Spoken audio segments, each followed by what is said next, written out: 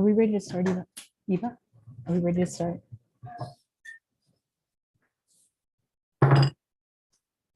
No, one more minute.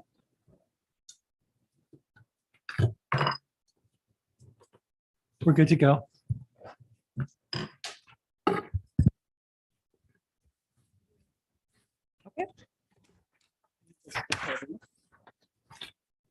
Okay, so we're calling the meeting to order at 6 o'clock.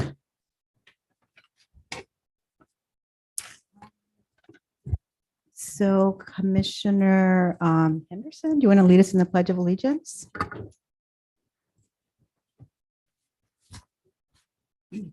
Ready? Salute. I pledge allegiance to the flag of the United States of America and to the republic for which it stands, one nation, under God, indivisible, with liberty and justice for all.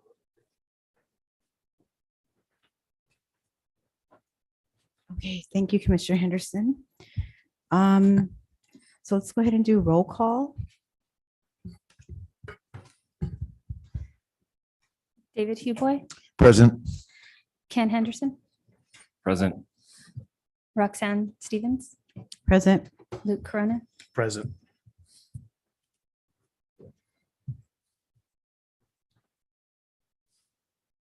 Okay, so can we have verification of agenda posting?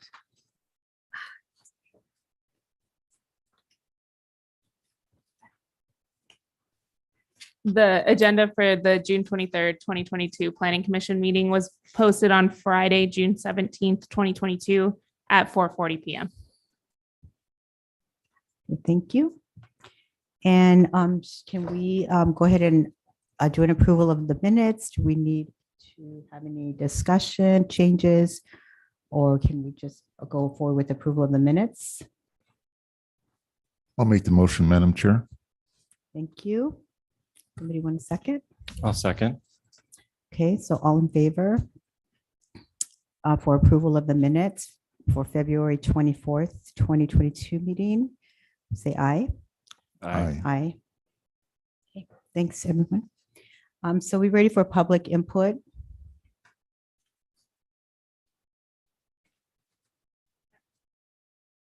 Should I call a- I would have you read the information on the The whole public thing? input, Okay. please. Thank you.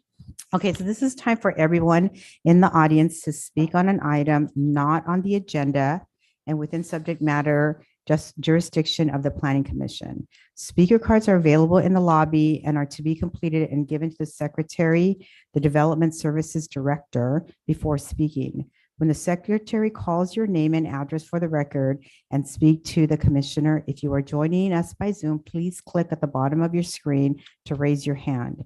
If you are joining using Zoom using a phone, please press *9 to raise your hand and *6 to mute or unmute. Each speaker will be limited to 3 minutes with a maximum of 30 minutes per subject. Please note the state law prohibits the Planning Commission from discussing or taking action on any item not on the agenda. So do we have any speaker cards or do we have anybody who wants to be heard? I have no speaker cards and there are no hands raised on the Zoom. Okay, so we will move forward then to the agenda item number 1. So agenda item number 1 is tentative map 2021-4 conditional use permit 2022-14, a planned use development, PAD Investment Trust et al. The applicant is requesting a vesting tentative map and conditional use permit for a planned unit development approval to subdivide a 13.79 acres into 95 lots. The subdivision would create 92 new residential single-family detached lots, a parcel to be dedicated for public park space, and a parcel for stormwater treatment, and a remainder lot with an existing home that will remain. The property has a general plan designation of low-density residential and is it within the low-density residential performance overlay zoning district. Site and architectural review is not part of the application. The project is located between North Chappelle Road and Highway 25 bypass north of Primavera Drive, further identified as San Benito County Assessor Parcel Number 051-23-00, CEQA Environmental Impact Report previously prepared. So can we get the staff report? Yes, thank you, Chairperson. The staff report tonight will be presented by the City of Hollister's planning consultant from Kimley Horn, Mr. Tad Stern. So Tad, I'll go ahead and give you the floor. Thanks, Eva. My apologies, I was having some audio seconds ago. But Eva, can you confirm that you can hear me? Yes, we can now. Okay, very good. Well, the item for us tonight is Actually, we are having some audio issues, Tad.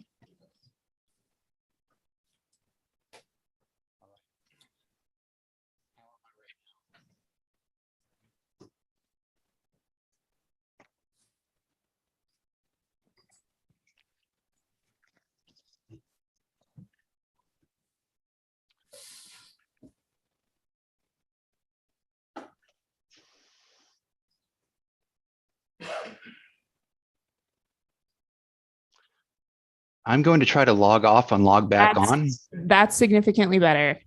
You're good now, I think. I'm good now. Yes.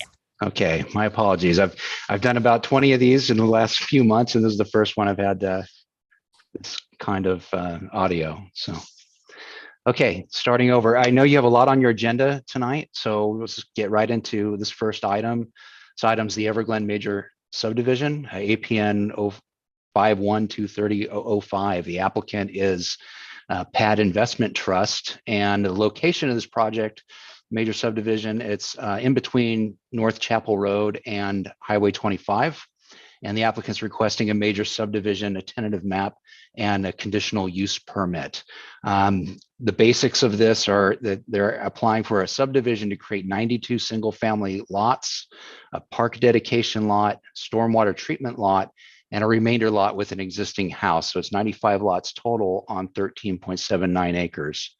And this site, as you recall, is part of it's one of the residential areas of the Chapel Road Master Plan area. And this is the first major residential subdivision to occur within that master plan area.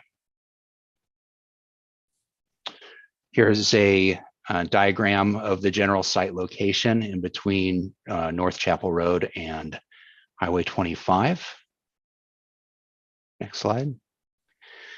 And the local development pattern. We put this slide in just to show the context of the project. You can see it's the blue spot there that's in the middle of the Chapel Road Master Plan area. And there is a development occurring in this part of the city, and that area that's on the inside of the curve of Highway 25 is the master plan area that has all been annexed, or most of it has been annexed into Hollister city limits.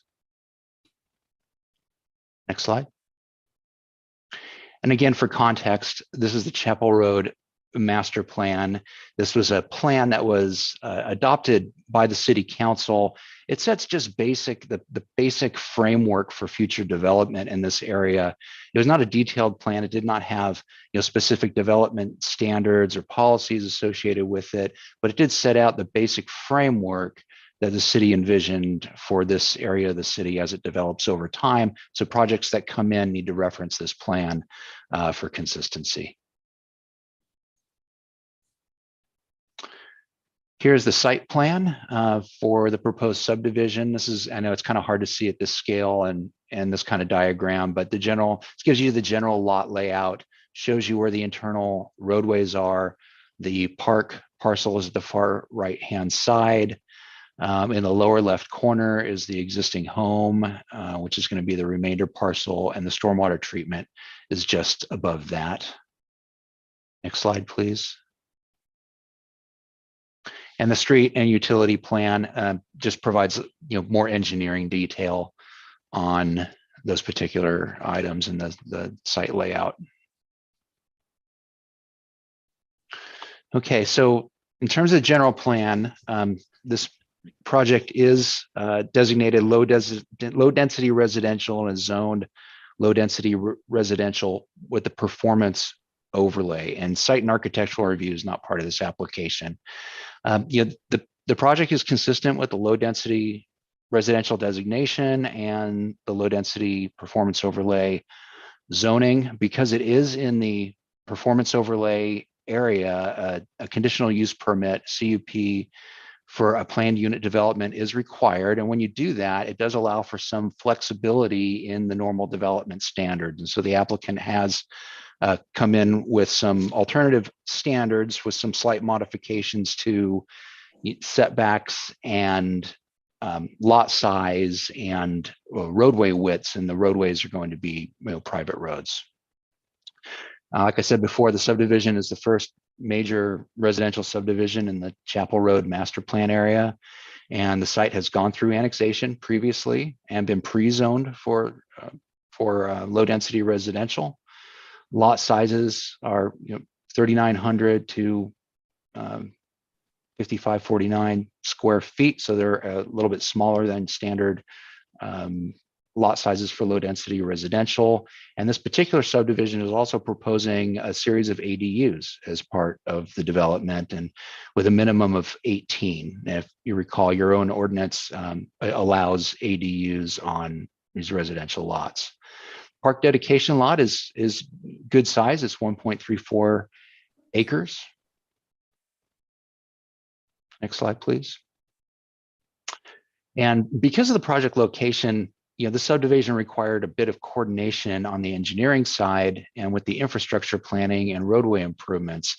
The city adopted the San Felipe Road Corridor Study not long ago, which outlined a whole series of improvements, roundabouts, frontage improvements, et cetera, along San Felipe Road. And so what the city and staff really wanted to make sure of is when new projects are coming in, want to make sure that the requirements in that study get addressed either directly through construction of improvements or paying fair share improvements or fair share fees toward the improvements. And so we went through an exercise to develop a equitable funding mechanism for developing fair share. And those requirements are within the project's conditions of approval. Similarly, with other infrastructure systems, sewer, water, storm drainage, staff really wanted to make sure that when these projects come in, that we're not overtaxing those existing systems. And so there was an applicant-funded study to analyze the existing capacity within those systems, because the Chapel Road area was not in the city's larger master plans that had been adopted previously. So we went through that exercise and realized there was capacity and that it was okay for the projects to get constructed without overtaxing those systems. And again, all the conditions related to engineering are in the resolution. As I mentioned before, the internal roadways are private. There is a 46-foot right-of-way on the internal streets, and when there's parking on one side, it's 41.5 feet. And there's a requirement that they connect with other roadways as other subdivisions come in to the north and south. As mentioned previously, there's no further CEQA documentation that's necessary. There was a comprehensive EIR done several years ago for the entire annexation area, and staff went through and analyzed the mitigation measures and carried over some of those mitigation requirements into the resolution as well. And based on staff's review of the subdivision and working through with the applicant over the last several months to resolve issues as they came up, staff is recommending to adopt a resolution approving the major subdivision 2021-4, subject to the findings and conditions within the resolution, and also adopting a resolution approving conditional use permit 2022-1, subject to the findings and conditions of the second resolution. And with that, that concludes the staff report. I'm happy to answer questions about the subdivision. Between Eva and I will do our best to get you the information you need. Okay. Madam Chair, I did have some. Okay. Comments? Yeah. So thank you for that report. Commissioner Huboy, you have a few questions, Yes, I do. please. And I have been in discussion with the definition of density with Eva today, and it comes from my experience as an architect about 8 years ago working on the Walnut Creek subdivision, where I was having trouble meeting the higher density. So I looked into the ordinance 1038, chapter 1702, general provisions of the zoning ordinance under the definition of density, and that is the number of dwellings per net acre of land unless otherwise stated for residential uses. So subsequently, I was able to subtract the area for roadway, private roads, etc. Came up with an apartment complex design and kind of a mixed use. And then looking at the packet, starting yesterday, looking at it, just looking at the overall site plan there, ostensibly, I found it a little hard to accept that as being low density. Smaller lots,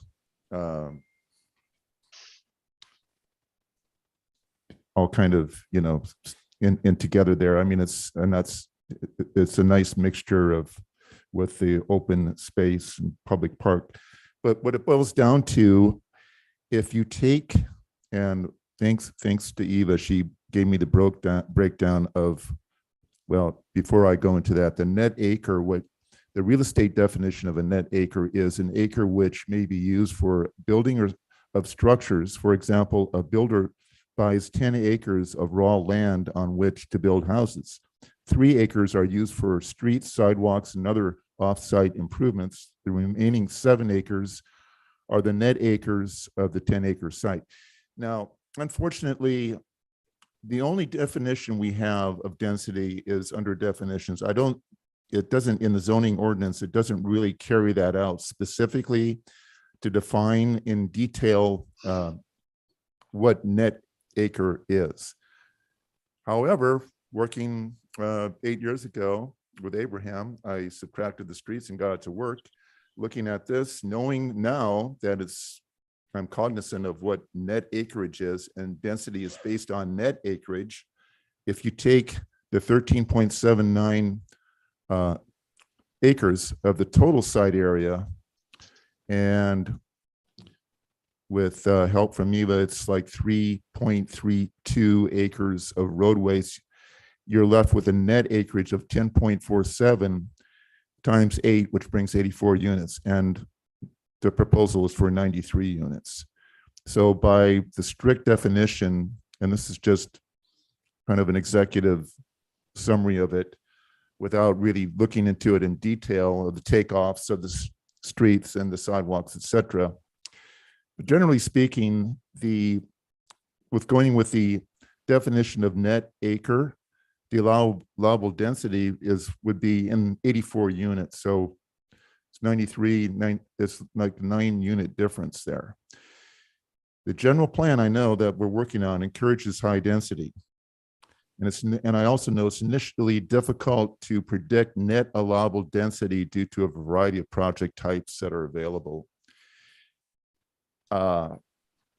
Which begs the question that it's in a performance overlay zone and it's the whole area is a plan unit development. My question is there any flexibility, considering that it is a PUD and a performance overlay zone on the density, knowing that plan unit development is encouraged for flexibility to current zoning standards to encourage affordability and also innovative design, a plan unit development, the overlay zone also allows for developments to have some flexibility with the general plan development and site layout standards. So my question is, since it is a PUD and it's also a performance overlay zone, is there any flexibility on the density requirements? It's a good question. And as you mentioned, we did speak on this earlier in doing the more detailed calculations between gross and net acreage. It is, I think our code doesn't as you mentioned, speak clearly to what describes net density. Is it just the roads we talked about in this particular subdivision? There's a stormwater parcel, there's an open space parcel, there's also a parcel that they're creating with an existing house. These roads are also proposed to be private. So, perhaps if there was a clear definition in our code of net, is it only publicly maintained improvements? I think that there is potentially flexibility for the Planning Commission to consider, because the PUD does specifically call out, or the Performance Overlay Zoning District, that section of the code referencing that does allow for flexibility and a reduction of lot size pretty significantly. I believe in some of the performance overlay zones, you can go even down to a 2,500 square foot lot, 3,000, 3,500 square foot lots. Correct. And if you do a net calculation of, for example, one unit on a 3,000 square foot lot or one unit on a 2,500 square foot lot, you're going to see a net density of approximately 14, 15, 17 units an acre, depending on that small lot size. So I'm not sure that it's particularly actually clear in our general plan or in our code. I know that the Performance Overlay Zoning District does specifically define an opportunity for flexibility in standards. It is not clear if it provides for an opportunity in the flexibility between the net and gross acreage calculation. How would it be possible or forthcoming to have more clarity on what net acreage is, like an amendment or errata to our current zoning ordinance? I think that would be an appropriate path forward, is to provide a definition in our code to propose an ordinance to make that a clear definition. And if we were doing a zoning amendment, that would be something that would come before the Planning Commission, or could come from Planning Commission with a recommendation of what should be included when calculating that net density. Well, I strongly suggest that, but based on knowing that from the real estate definition of net density is that what we're proposing here is based on gross acreage, not net acreage. Would you say that is correct? I would say that the 6.74 acres over the entire parcel is what's being calculated. Yes, a Right, gross right. acreage calculation. So something needs to be corrected here at either the zoning ordinance, a definition of density, or this needs to have more clarity on what the flexibility is in regarding to allowable units. All things considered, since this is the whole development is the contextual development is planned unit development. I'd like to have more clarity on that. Okay. That concludes my questions. Thank you, Commissioner Hubway. Any other questions, Commissioner Henderson and Commissioner Corona? I have a You have a question. question? So the presenter mentioned that a conditional use permit is required for this property, and because of that, that provides flexibility. I just wonder if him or someone could expand on that, just for clarity. Yes, so this goes to the Performance Overlay Zoning District. So that's something that's defined in, I believe, 1716 of our code. And it is we have a low density performance overlay zoning district, a medium density performance overlay zoning district, and a high density performance overlay zoning district. And the performance overlay zoning district is essentially a separate chapter that overlays over our standard R1, R3, R4 setbacks, lot coverage, unit type variations. So for example, in the R1 LPZ, typically in a normal R1 zoning district, things like multifamily are not permitted. Like you could not propose a duplex on a standard R1 lot. You couldn't propose a triplex on a standard R1 lot. But in the performance overlay zoning district, which is what most, if not all, new more newly annexed parcels are annexed into that overlay, because the goals of the overlay is to allow for a variation in lot types, a variation in standards. In the RPZ or the R1 LPZ, you could propose a triplex, and you could propose a duplex in addition to single family development. And that gives the flexibility in unit types and lot sizes, and potentially you might need townhomes would be a 0 lot line, right? If you had attached housing. So that's something that doesn't necessarily meet our standard R1 setbacks and codes and things like that.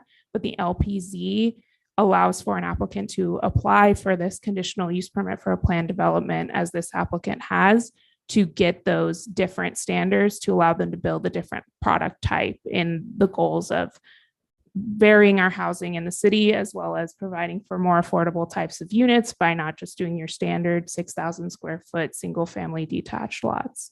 But it does go back to Commissioner Huboy's point on, it isn't clear if the reduction in lot size is directly giving the commission and or the city council the authority to vary the density itself. That is the question that's not very clear. All right, thank you for that. I had a follow-up question. Also, the ADUs, how do those get allocated? It looks like all the lots are pretty much the same, and do they just pick 18 of those to add a ADU in the back? So the ADUs are going to be approved under a separate permit, and we are currently following state law on those. So as far as the density concerned, under state law, ADUs do not count as a unit for purposes of calculating density. So to Commissioner Huboy's density, we're only looking at the 93 homes, the one existing and 92 proposed. But the ADUs, they will come either through the floor plan approvals on the master plans and or through separate application otherwise. But even though the developer is proposing 18, that doesn't prevent future homeowners from building additional ADUs under state law either. Thank you. Any other questions? Okay. Commissioner Corona, any questions? Okay, I don't have any questions at this time either. So should we open public comment?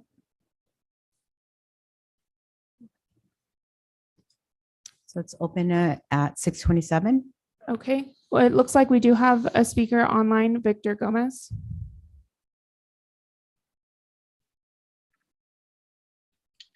Hi, good afternoon, commissioners. Can you hear me? We can. Okay, excellent. Good to see everybody today, Honorable Chairperson Stevens and planning commissioners. This is Victor Gomez with Pinnacle Strategy. I'm here representing the applicant. After 7 years of work on this project, we're obviously very pleased to be finally here before you tonight. As you may be aware, in 2015, the Hollister City Council unanimously approved to allow this project to proceed on a 5-0 vote.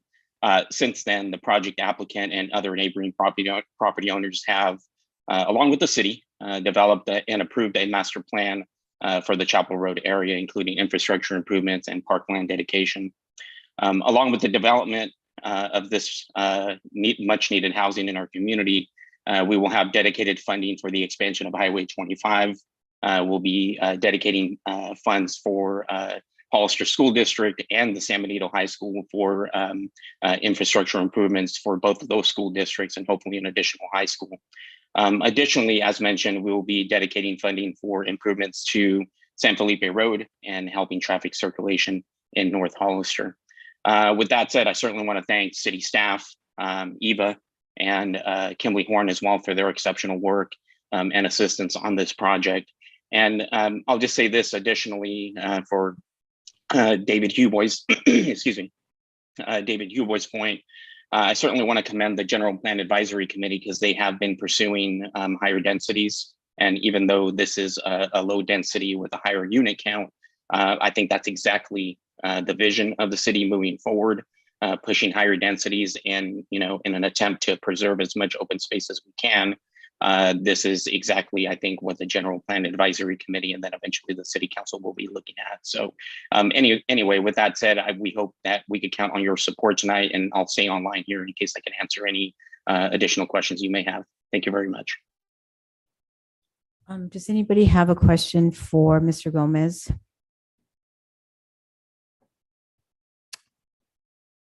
I have a question. Go ahead, Commissioner Yeah, Henderson. Mr. Gomez. So on the towards the side, the east side, there's the park area, and you said that was going to be taken over by the city, basically. Yeah, that's correct. We will be dedicating funds and dedicating land for the improvements of that linear parkway. This is actually going to be I guess, a first of its kind in Hollister, and certainly something that I think the city and the community were looking for was a bit of a buffer between the curb there at Highway 25 and the residential units that will all eventually fill that entire area. So you are correct. That will also connect to a future tentative map application that you will see in the next couple of months for Chuck Davidson or Dahl Properties. And that will be a contiguous running park from the north end of Chapel Road all the way down to Santa Ana Road. Okay, thank you. And is the park going to be behind a sound wall? No, and that's again, I thank you, Kevin, for bringing that up. One of the other desires of the mayor and city council was limiting the amount of fencing and sound walls along the corridor. So, noise is certainly a factor that was taken into consideration, but really the setbacks will be limiting the noise impacts along that frontage. So you won't see what you see kind of down Highway 25, these large sound walls that'll be eliminated. Okay, thank you. Anyone else have a question for Mr. Gomez? So Mr. Gomez, I just wondered if you could just give us a little bit more information about the rest of the plan for the entire site, not just simply the site that we're considering today. Like, what will it look like eventually as plans move forward for future development around that rounded off corner of Highway 25? Mm-hmm. Yeah, thank you, Commissioner or Chairperson Stevens. That project will come before you, hopefully here in the next couple of months. We're just wrapping up a couple of things that we've been working with on regarding noise and mitigation there, and we're working closely with your staff. So that'll be very similar to what you're seeing here. And you're going to see a continuity that you kind of saw in that master plan that Tad shared with you. On the north end there, you'll see the linear park start there and then eventually move down the curve down Highway 25 and then eventually connect to all of the parcels. Now, I do want to share with you, I only represent Dahl Properties, Chuck Davidson, and that wedge up at the top, and then my client here tonight. I am working with other property owners along that corridor too.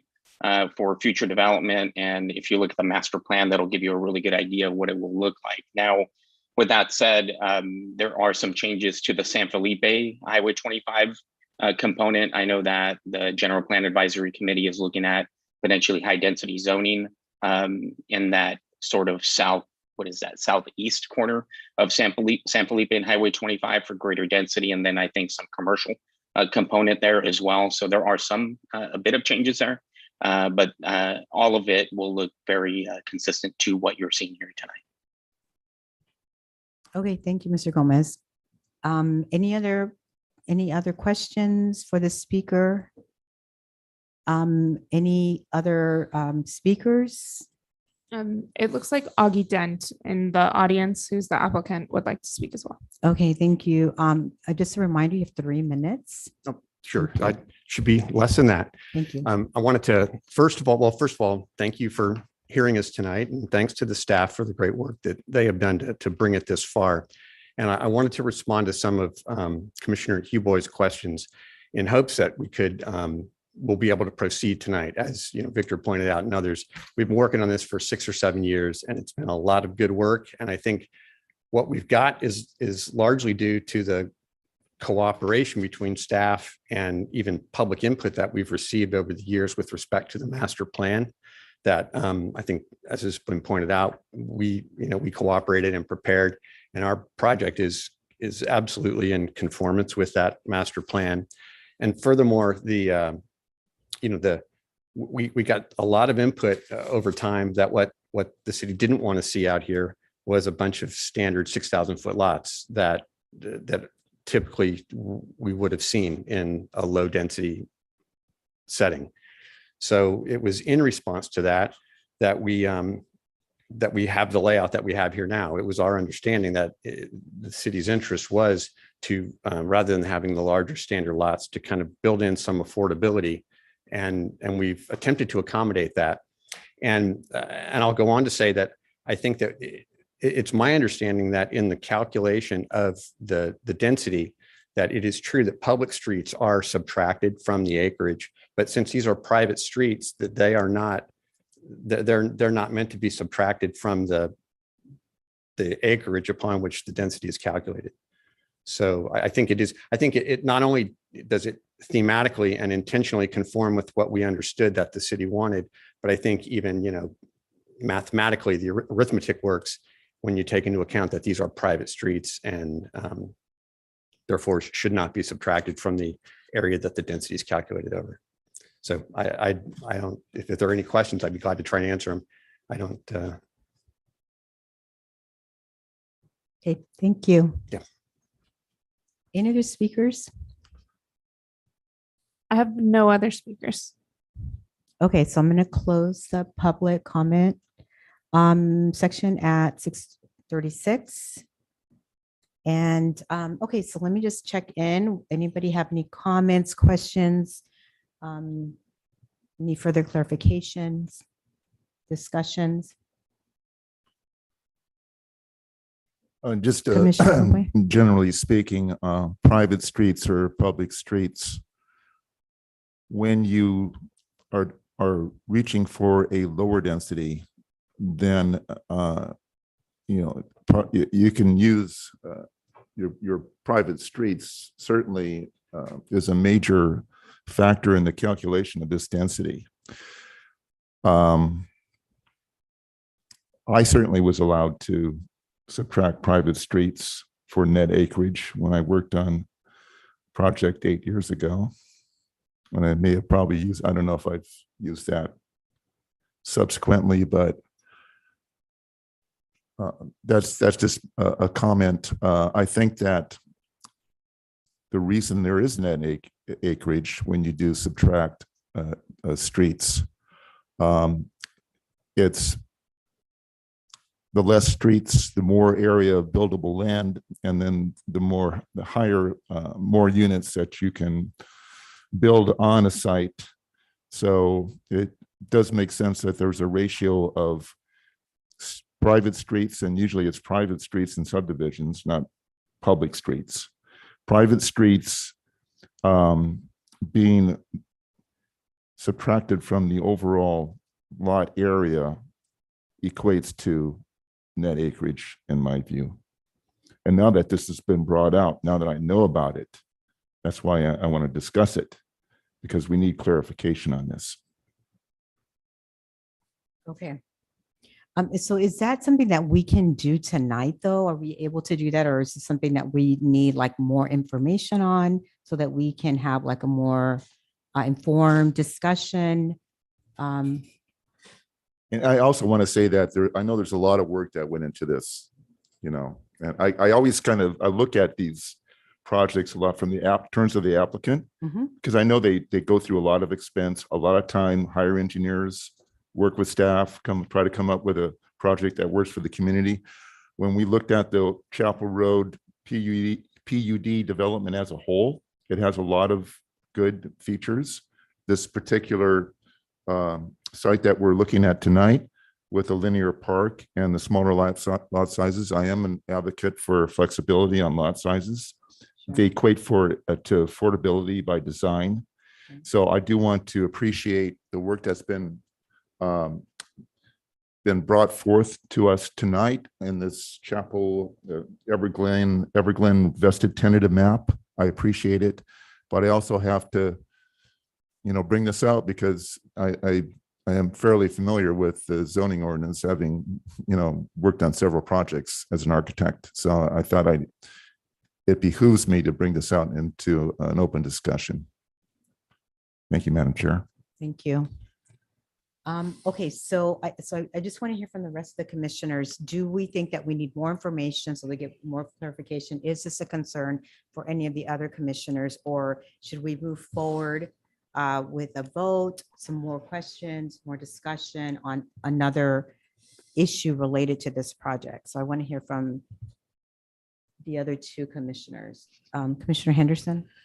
Yeah, I was happy with the applicant's explanation of the density. I think he had a vision of, from the mayor and council before what they envisioned for that area. And I think what's been done is consistent with that vision. So I think that they're trying to not kind of preserve open space while also providing some affordability. So I think it's consistent with that. Okay, thank you, Commissioner Henderson. Commissioner Corona, questions or comments? I think the applicant's done an outstanding job in trying to conform every possible way to meet all standards. The mathematics you were talking about, it kind of makes a little bit more sense going with the private road versus the public road, how they're fitting it in. Your question, I was intrigued by it, but I think they answered it in a pretty good manner that I'm okay with going forward at this point tonight. Okay. Yeah, I mean, I have some similar concerns. I mean, I do think that although this complies with our current general plan, we are quickly moving to a new plan in about a year. And the direction that we're headed is to have more, multifamily units, to have more affordable housing. I think the other thing about this project, I remember when this came before us a couple of years ago, I believe, with some of the same people that are here, that there was some question about why not more commercial, why is the commercial piece of it just confined to that one little spot at the end? And that's why I asked a question of Mr. Gomez about the overall project. So I still do have those same concerns tonight. So I don't have any questions or clarifications, but I do have some similar concerns about the density and about affordability and obviously some of the other things that are always concerns related to like roads. And I know Mr. Gomez talked about contributing to the expansion of Highway 25. I think that's great. I mean, I love the idea of the park. I do think that we need a little bit clarification about without the sound wall, some of the safety concerns. But I think that will come later. But anyway, I think that there are some concerns with this project as well, although there are some really good features. So having said that, I'm going to ask my fellow commissioners, what do we want to do? Do we want to take a vote on this? Do we think we need more information to be able to move forward with the vote? So tell me, what would you like to do? I'd like to have more information about the questions that I raised this evening and have more definitive clarity and answers regarding it Okay, before I can vote on it. okay. Yes, so- Commissioner Henderson, what do you think? I'm not prepared to make a motion at this time. Okay. Commissioner Corona? I think based on what I'm reading, I would like to see a little bit more clarification. If possible, we can get it tonight. I would be okay with it and then move forward with a motion, but only if we can get a little bit more clarification on some of the other questions that the fellow commissioners have. Okay, and I'm not really sure whether that's possible. Is that possible to get information tonight? I'm thinking, I think it My- potentially warrants a further discussion on that topic specifically. But I don't know, city attorney, if it would be appropriate to have a motion to continue to a later date, and then we can perhaps as staff work on an item with more information on that density issue. Yeah, I agree. It wouldn't be really appropriate to discuss the municipal code amendment tonight because that's not on the agenda, but can certainly request that staff do that and bring it back.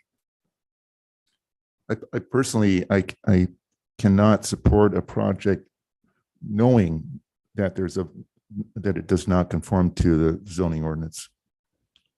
I just can't do that now that I'm totally aware of it. Okay, so it sounds like we, at least some, maybe the majority of us on the commission would like a little bit more time. Is this something that we can postpone for another meeting? I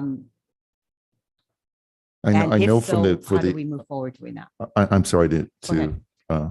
jump in there, but knowing that they've spent a long time on this project, I would certainly be amenable to a special meeting on this, to speed it up and then to address and get clarity on the issue of density.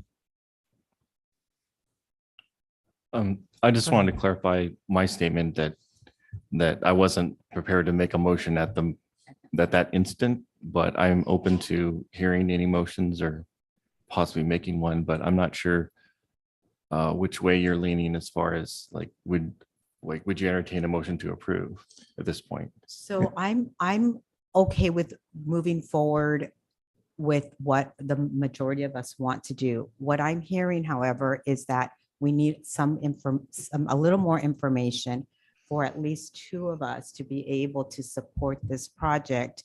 And so without that information, it's going to feel as if we're making a vote without all the information that could possibly help in moving this project forward. So if that's the case, I would rather err on the side of let's have more time, more information. I agree with Commissioner Huboy, a special meeting to entertain this, I think would be okay if the other commissioners are okay with that. I would be okay with that. So that's a little bit more clarification about my comment. So are the rest of you okay with that? Chairperson Stevens, can you be more specific on the type of information that you guys are looking for?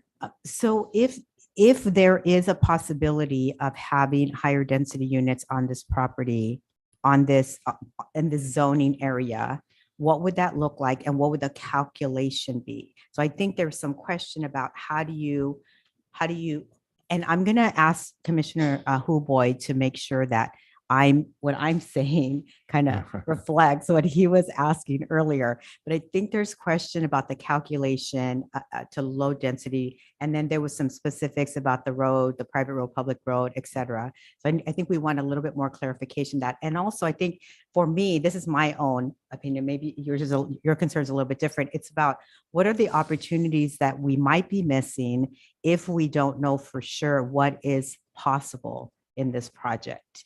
And if the density calculation is limiting those possibilities, then we want to have that information, or at least I want to have that information in order to move forward. So that's my concern. And I'll check with Commissioner Huboy. Do you have similar concerns? Do you have something different? And do you want to explain what specific information you'd like? Well, I'd like to focus in on a definition in the zoning ordinance. And it may be that this is an outdated definition. It may be that it's really not that applicable anymore. And knowing that we're moving towards higher densities with the new general plan, hopefully that is going to be coming around soon. That'd be a question I had later in the evening. But I'd like to see how we can look at these projects in a practical manner and look at whatever flexibility that can be brought to the subject with the current definition of density, knowing that it may not, it's something that we more than likely approved projects based on gross density in the past. I'd like to look at that. What have we approved in the past?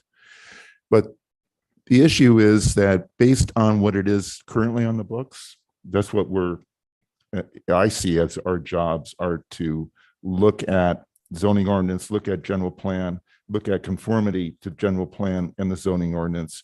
And if there's an issue, then I have to bring it out because we either have to deal with that, sunset it somehow, amend the zoning ordinance, maybe we can see how, based on what we've approved in the past, it may be that there's a way to sunset that definition and change it without going through a long process. That I don't know. There's maybe some legalities with our new council. By the way, welcome on board. Thank you. So, I mean, there's goes beyond a little bit beyond my expertise, but knowing what I know and my comfort level is that I can't approve something if there's what I think there is a violation of what's on the existing books. I just can't do that. Sure. Commissioner Henderson, else did you have a comment? Yeah, I just trying to get clarification from Mr. Huboy. So do you believe there should be more units or less units? Compare, in relation to the zoning. If just looking at it without being mindful of low density or high density residential, looking at it as a project, my take is that I would more than likely approve it, definitely, if knowing that it conforms to low density, but that's what the overlay zone is. It's a low density overlay zone. I would approve that, but the numbers just don't add up. That's the problem. It's like I said before, I'll repeat it. You take the lot area minus 2.37 acres for streets, you're left with 6.96 times 12 is 84 units allowable, and proposing 93. I was hoping that there would be some flexibility because it is a performance overlay zone and a planned Sure. unit development, but I wasn't able to get clarity on that. Yeah, I think that seems like what we're understanding of seeing. I'm not sure if the most appropriate way is like a study session to discuss that. But I do see Todd Stern's hand raised if we'd like to. Okay. And I didn't He want has to, some I didn't want to insight as spring well. this and on everyone tonight without trying to get some discussion with staff. Sure. And I did my best, but being as the busy architect that I am, I reserved yesterday afternoon and all of today to go through the packet. Sure. Yeah, and I think it's important to have all the information, and it sounds like maybe our concerns are a little bit different. However, I think the added additional information either way is important to clarify.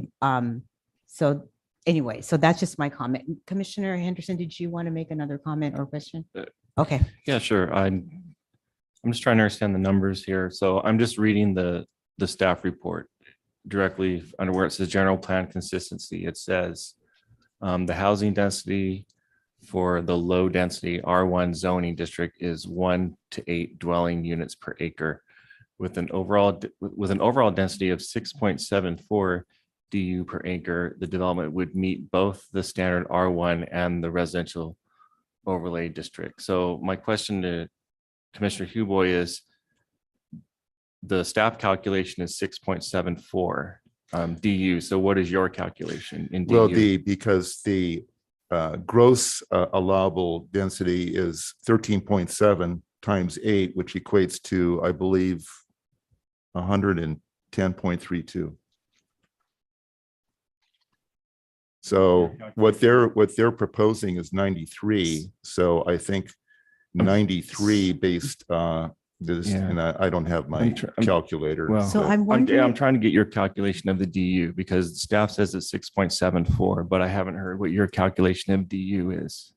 so Commissioner Henderson, can I just interject just quickly? I think that because this is so technical and the calculation is really the concern, that I do think that these questions or the difference of understanding is what the issue is, and that's why we need clarification. So I'm thinking that rather than spending this time when we have other items on the agenda, trying to figure something, the minutia of the calculation, it may be worth putting it off. So then we can have a special meeting and then we can get to that Right. level of detail so that we can clarify. Because I think Commissioner Henderson's point is important. But I think it also speaks to Commissioner Huboy's concerns is that there is misunderstanding or there's maybe different understandings. And so can we clarify that?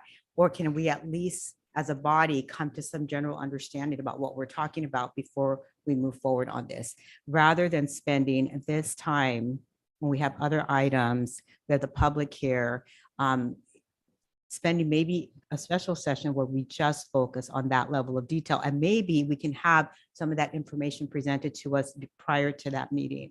That's where I think I would be more comfortable. And of course, I want to defer to the rest of you and find out what you're thinking is. Are you okay with doing that? Because I hate using this public time when we have other items on that level of detail and minutia. I think we should save that for maybe a special session or save it for a time where we can get more information from staff. I support that, Madam Chair. Okay. What Commissioner Corona, Commissioner Henderson, what do you think about that? I would also support it, but I would like to see it, given the time that's been put into it by the applicant, we try and get that special meeting as soon as possible Sure. to get this ball Absolutely. definitely rolling. I think we would all be in agreement with that. Yes. Okay, so with that. Hold- yeah, okay, one go one ahead. second, Go sorry. ahead, Commissioner Henderson. Let's see. So I guess the issue I have is we're talking just about a fundamental definition. And we're going to be looking at more agenda items tonight where they'll probably be talking about density. So if we have a problem with this agenda item because of a technical definition issue, I mean, it feels like we need to cancel the whole meeting and until we can, if we, don't trust the staff calculation and the work that's been done by the applicant. So I'm not sure this is the appropriate reason to stop a project because of a lack of understanding of definitions. And I personally know the staff works, they have their definitions, and I trust what I'm reading and what's been presented. I'm comfortable with the explanation from the applicant. So, yeah, I would motion to approve, but it sounds like there's not going to be support of three of us. So that's my comment. Okay, so I thank you. Thank you. It's important for us to understand your point of view on this. And so what I'm thinking is, first of all, I think that we do have to look at each item individually. So I certainly don't want to make a decision about this item based on what could possibly come up in other items. So let's just look at each item individually. And then I think that I still have the opinion that I think we need some clarification and we need more information. Commissioner Huboy, have you changed your opinion on that? No, it's pretty clear to me that based on what density is in our current zoning ordinance, this does not conform to it. Okay. And Commissioner Corona, are you still okay with moving forward? Or are you now, do you have a difference of opinion now that you've heard from some of the other comments that have been made? Just to clarify, I'm in full support of moving to a special meeting, but at the same time, given what staff's put forward, given what the applicants put forward, I am actually comfortable with moving forward with a motion to approve if staff is willing to consider. Okay. So I'm okay with doing either one. I think we need more time. These are two commissioners who would like more time. And if somebody wants to make a motion to move forward, we can do that. So and with the understanding that there's two of us that would really feel like we need at least a little bit more time. So I summarize, I think we're saying that we either can have a special meeting to get these questions clarified, or the option is if you want to make a motion, make a motion. go ahead and make a motion. if I could, just to clarify, are we looking at having a special meeting just for that particular concern, or are we going to go through the entire project again? Or can we approve everything but the concern at this moment? I don't think we need to go through the entire project. I think we just need to look at what the clarification on what density is and how projects, and not only this projects, but projects in the future would need to or not need to conform to our current definition of density.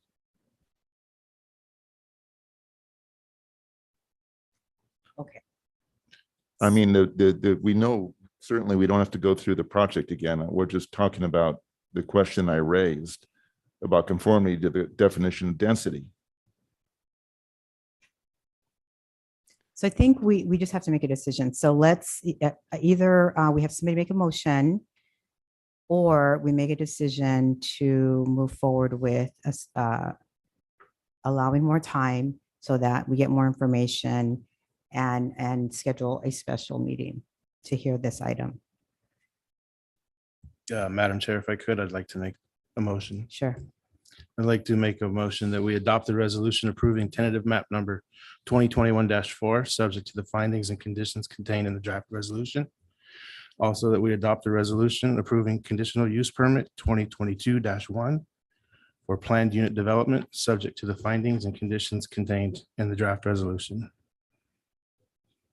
Okay, so we have a motion on the table. I would like to second. Okay, so should we do a roll call vote? Okay, Commissioner Huboy, Nay. Commissioner Henderson, Yes. Chairperson Stevens, nay. Commissioner Corona. Yes. The motion fails at the tie vote, so another motion could be made by the commission. Okay, so would somebody like to make another motion, or do we want to just leave that motion as is? Maybe city attorney, you could just make a clarification on what it means that we had a 2-2 vote and where we go from here. Yeah, as Eva mentioned, the vote fails. And if you did want to bring the item back, you would want to make a second, someone would want to make a motion and then a second and then a roll call to bring it back. So just to clarify, we would make a motion for a special meeting then? Yes, however, I don't, I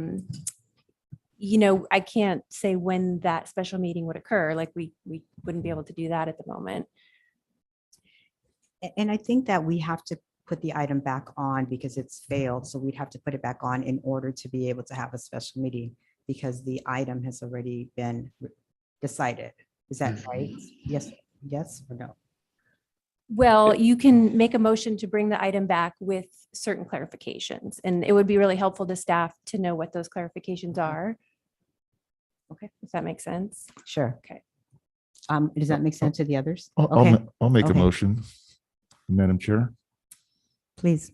I'd like to make a motion that we have this item returned with more clarification regarding conformance to the current density definition in the zoning ordinance. Okay. Does that make sense? Do I have a second?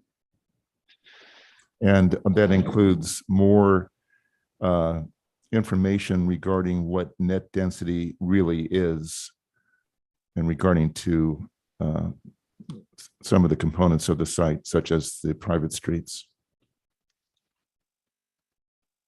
Okay, so is that additional comment that he made okay for the motion, or should I have him restate the motion?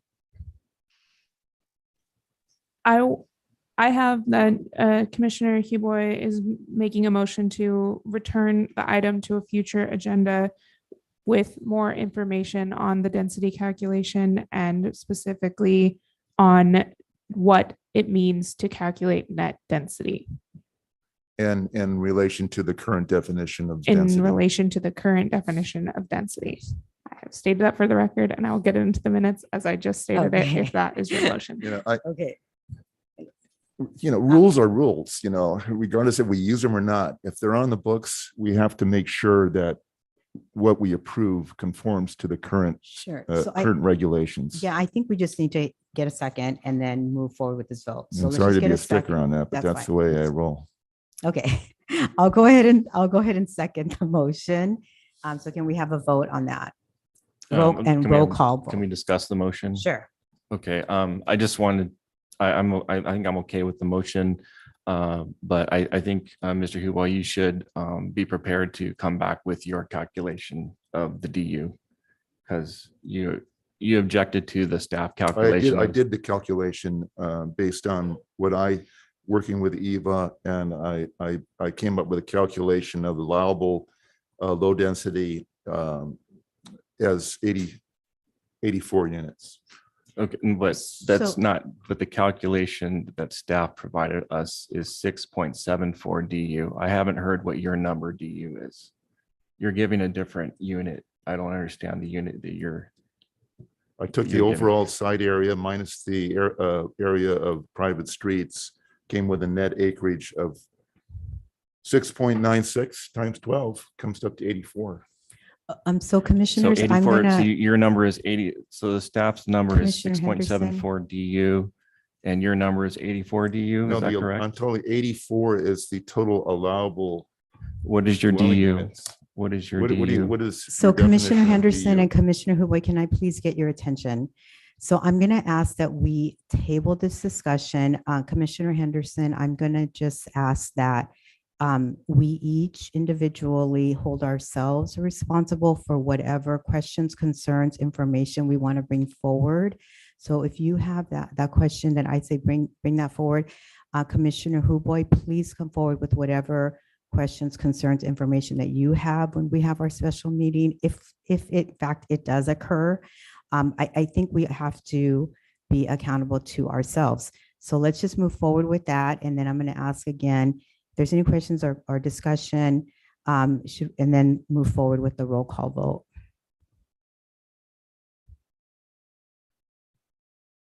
Any further discussion? Okay, hearing none, I'm going to ask for a roll call vote. Did we have a second? Yes, I second it. Okay, thank you.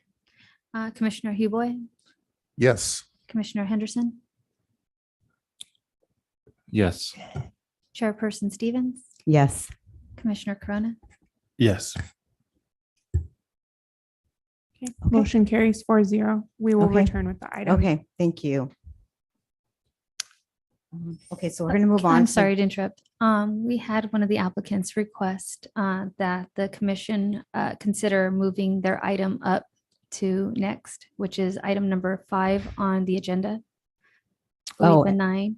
That's the one Site that's architect- requesting a continuance. I think we're gonna, So okay. they've asked to be moved up Um, if that's okay with the I think commission. that's okay. Anybody have any objections to that? It's okay with me. Okay, that's let's fine. move that forward because that is a continuance.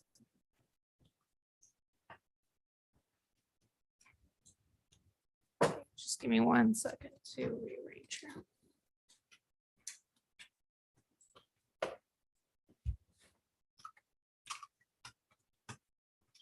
We're skipping to 5. Okay, so we're moving on to item number 5 on the agenda. Site and Architectural Review 2021-5, Philip 9 LLC. The applicant is requesting site and architectural review approval for the construction of a 337,710 square foot greenhouse building for cannabis cultivation, distribution, and manufacturing in the North Gate zoning district. The project is located at 773 San Felipe Road, east of San Felipe Road, north of Chappelle Road, further identified as San Benito County Assessor Parcel number 051-100-035 and 051-100-306 and 051-100-46 CEQA mitigated negative declaration. So can we hear the staff report? Yes, thank you, Chairperson. So this again is a site and architectural review 2021-5. This is a request to approve for the construction of a 337,000 square foot cannabis greenhouse building on a 12.22 acre parcel at 773 San Felipe Road in the North Gateway zoning district. The project applicants currently hold entitlements for a minor subdivision, site and architectural review, which were previously adopted by the Planning Commission, that this project would propose to replace. This project also includes a lot line adjustment to create this 12.22 acre parcel that does not currently exist. The project site shares its access, as you can see on the left side of your screen, over to San Felipe Road through a parcel that is shared. So they do not have direct frontage on San Felipe Road. One of the concerns that staff has had and been working with the applicant on this project is that they are proposing, as you can see, 2 above ground stormwater detention and retention facilities. The City of Hollister City Council in 2019 adopted Ordinance 1177, which repealed and replaced our stormwater management section 17.16.140 of the Hollister Municipal Code, which requires that whenever feasible, every effort to design, construct, and install underground stormwater infiltration basins for all new and redevelopment projects, instead of utilizing open retention or detention ponds, they shall be undergrounded, essentially is what this says. So however, it does provide for that if it's infeasible for the development to meet this undergrounding requirement, that the applicant's engineer can provide a letter explaining the reason for the infeasibility for consideration. The project as it's proposed does not meet this requirement. We have been working with the applicant to either work with them to determine that infeasibility and or to provide plans that preliminarily showcase that the stormwater facilities can work on this site in an underground way. And we did receive just the other day a proposal from the applicant to actually underground these and revise the plan set. So at this time, staff is recommending a continuance of the item to a date certain of August 25th, 2022, which is the next Planning Commission meeting. As you're aware, we are dark in July. And this will give staff and the applicant time to fully revise the set of plans and then allow staff time to review those plans to make sure that they're in conformance with the zoning code for stormwater management facilities. Okay, thank you. Any questions for staff?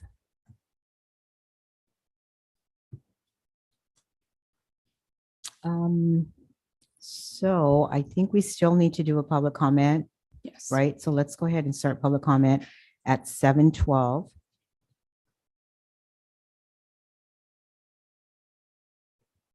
Any speaker cards or anyone on Zoom?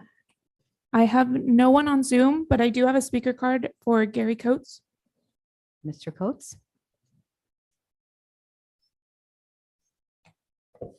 Good evening, Madam Chair, members of the commission. Gary Coates here on behalf of the Felipe 9 project. First and foremost, thank you all for taking us out of the order to consider us, and apologize to those folks that are here before us. So thank you for that. I'll make this very quickly. We're concurrent with your staff to recommend a continuance for the project to resolve these issues. I think we've completed our studies. We'll have all of the supporting information due this next week that'll be submitted to staff.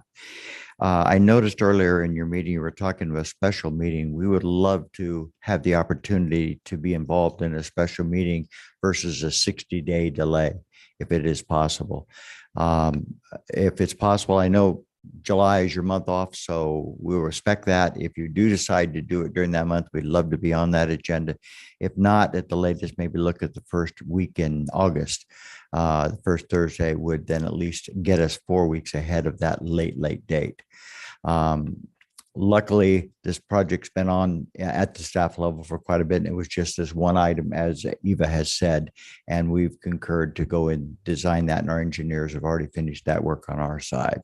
So thank you. We would support staff's recommendation for a continuation and request a special meeting if you have that for us to be able to attend that meeting and have this for consideration at that time, Madam Chair. I'll answer any questions you may have. Thank you, Mr. Coates. Any questions for Mr. Coates? Great, thank you. Okay, thank you. Any other speaker cards or questions online? I have no other speakers. Okay, so I'm going to close the public comment section at 7:14. Okay, so any discussion, questions, further comments for staff from my fellow commissioners?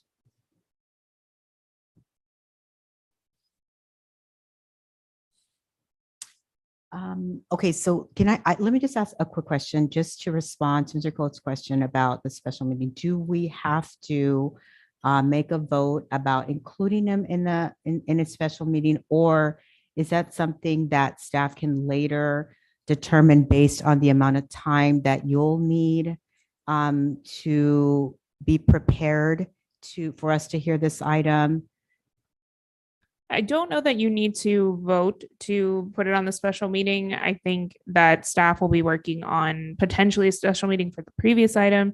And if this item can work out to be on that agenda, if it's the consensus of the commission to have that be an option. I don't know. Well, if we're recommending for a continuance to a specific date, maybe it would be better to just continue to not a date certain. That way staff can Sure. renotice Okay. for the appropriate meeting as soon as possible. Okay, so thanks for that clarification. So then at this point, we'll just be, I'm thinking we just are considering if somebody wants to make a motion about continuing this item and having us vote on that. So does somebody want to make a motion about that? To a date uncertain at this point.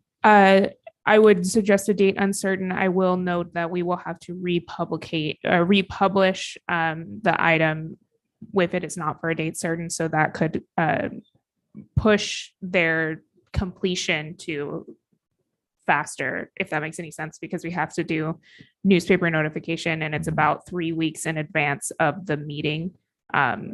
So staff will do our best if we do end up are able to schedule a meeting, but we'll schedule it for as soon as it's But possible. that's not something we need to resolve today. It's just you will It would be a date determine if there's uncertain. enough time, then it will be added. If not, then it just goes on a regular agenda, a regular meeting. Okay, so again, I'm asking my fellow commissioners for a motion if somebody would like to make a motion on this. I'll make a motion to continue this item to a date uncertain. As soon as possible. Do I have a second? I'll second it. Do we need a roll call vote on this one? Okay, let's do a roll call vote. Commissioner Huboy, Yes. Commissioner Henderson, Yes. Chairperson Stevens, Yes. Commissioner Corona. Yes. Thank you. Welcome. Okay, so we're gonna go back. Oh, let me just check in with you. Do we need to take a quick break or should we just proceed forward? We're like a little more than an hour in. Should we just proceed with the next item? Anybody need a break? Okay, let's move forward. Item number 2 on the agenda.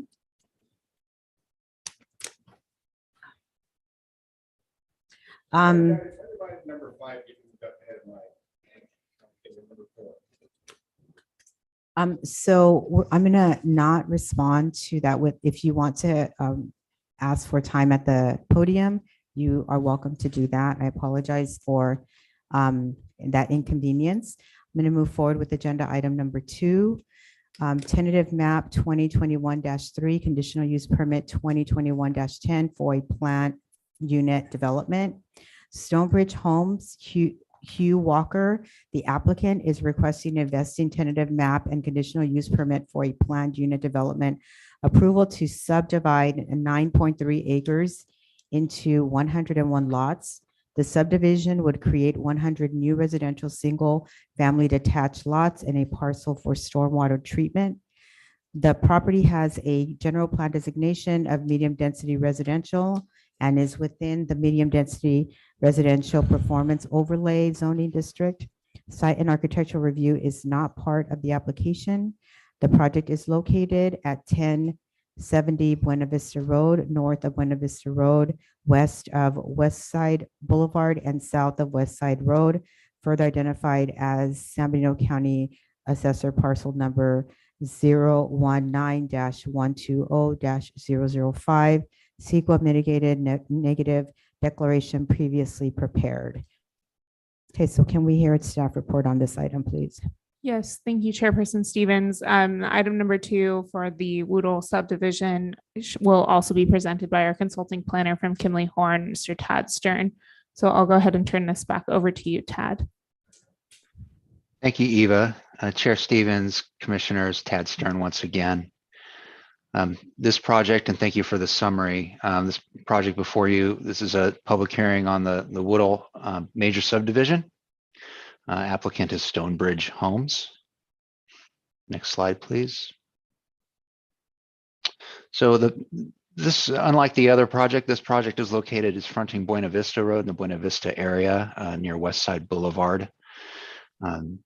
The requested approvals include, it's a major subdivision due to its size, a vesting tentative map, and a conditional use permit, again associated with the performance overlay. A subdivision proposes to create 100 single-family lots at medium density, plus a stormwater treatment parcel on the 9.33 acres. And this site was also previously annexed into the city with that annexation occurring in 2020. And here's a general location. Buena Vista, the site's a long rectangular site. It goes all the way from Buena Vista all the way to West Side Road. And again, just for planning context and the development pattern context, this is one of the other areas of the city that's experiencing development over time and planned as well. Existing conditions, this is the existing parcel. It shows the farm buildings and existing home that's on the left side of the lot fronting Buena Vista Road. There was a historic resource study prepared as a condition of the annexation, and the applicant did complete that, and that home was found to not have historic integrity. Here's a lot layout for the subdivision. There are no lots fronting Buena Vista. You have to get into the subdivision in order to get the lot frontage. There are 2 connections out to West Side Road. My understanding is that those will not provide near-term connectivity pending full improvements to West Side Road. Next slide, please. Again, here's the subdivision layout and parcel A. That is the bioretention parcel up in the upper right-hand corner. And these streets are also private, and so they are more narrow than the standard street widths for the city. Okay. Again, this is the medium density residential project.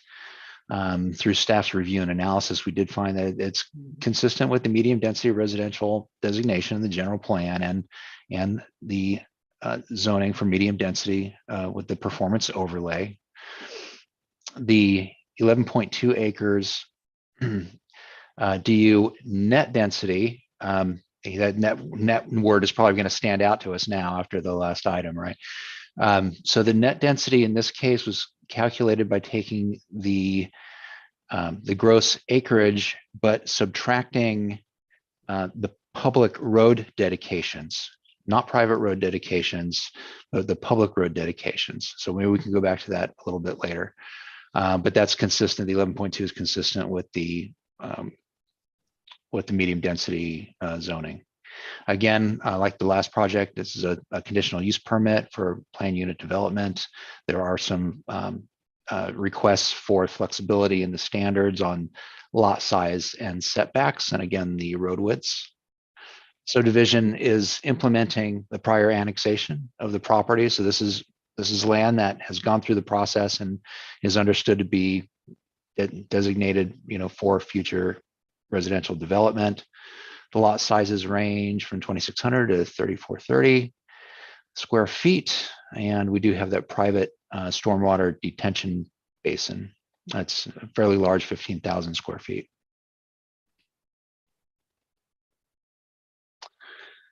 So the subdivision is consistent with planned traffic calming measures along Buena Vista Road, and being consistent, that's not going to interfere with any of those planned calming measures.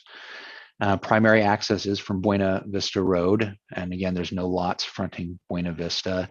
The applicant is going to pay a park dedication fee because there's no parks on site or public open space on site. So they will be required to pay the in lieu fee. And as I said, all the internal roads are private, and that stormwater detention basin would be privately maintained, but access to the city to inspect. City county maintenance agreement is required for West Side Road because we are going to be at the city limit line, and that is a county road, and that's something that is in the conditions of approval. As I said before, the existing residence on site, to remove that does not have an impact under CEQA or California environmental law, because it was found by a qualified historian to not to be a significantly historic structure. And the applicant and the city did complete their CEQA documentation with the mitigated neg deck. And there are mitigation measures that are attached to this project for the different phases of development. Next slide.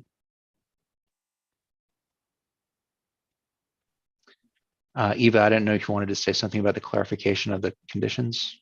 Yes, sure. So in the draft resolution, and you might have noticed there was some highlighting. It looks like a version got saved that was not correct. So staff is recommending the removal of 3 of the conditions in the draft resolution for the tentative map. Condition number 67 is with regard to setbacks from specific buildings, trees, bushes. This is something that's covered by our city standards. So we don't feel that it's necessary to have a specific condition on this project. Condition 69 is regarding Caltrans permitting within Caltrans right-of-ways. There are no Caltrans right-of-ways near this project, so this condition doesn't actually have any applications for the tentative map that's being proposed. And then condition 79 is with regard to secondary access and the fire code. This is not relevant because of the fire sprinklering requirements within each individual house. And that's part of the fire code. So this secondary access is not applicable to this particular project. They do have secondary access to West Side Road anyway, but this particular condition is not applicable because it'll meet the fire code in other ways. So we are recommending the removal of these 3 conditions. And the applicant has been made aware Yes. of those changes. So based on staff's review of the proposal, we do recommend adoption of the resolution approving tentative map 2021-3, subject to the findings and conditions within the draft resolution, with the removal of conditions 67, 69, and 79 as discussed, and adoption of resolution approving conditional use permit 2021-10, subject to the findings and conditions in the draft second resolution. And that again concludes staff report, and we are available for questions that you may have. Okay, thank you for that report. Any questions from my fellow commissioners? Well, other than, I've been beating this, what they call it, a dead horse, for, other than the density, is this subject to a homeowners association on this? They project? will have private facilities, so they will likely have some kind of codes, covenants, and restrictions, and or homeowners association for the maintenance of those. Likely would, okay. Yeah, there will be an HOA. Okay, good. Okay. Any other questions or comments from the other two commissioners, Commissioner Corona, Commissioner Henderson? Okay, not hearing any, so let's move forward to public comment. So let's start the public comment section at 7:29.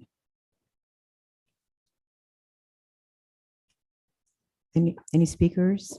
I have no speaker cards and no hands raised. Okay. Okay, with no speakers from the public, I'm gonna end public comment at 7:29. And check in again with fellow commissioners. How would you like to proceed on this item? Any other question, discussion, clarification, comments? Madam Chair. So we look under site data on the, I guess it's the cover sheet. And the breakdown has private streets as 2.37 acres, lot area 9.33. You subtract the 2.37 from 9.33, you get 6.96 times 12 with the maximum allowable dwelling units per acre, come up with 84 units. So I had the same issue with this project as this item as I did with item number 1.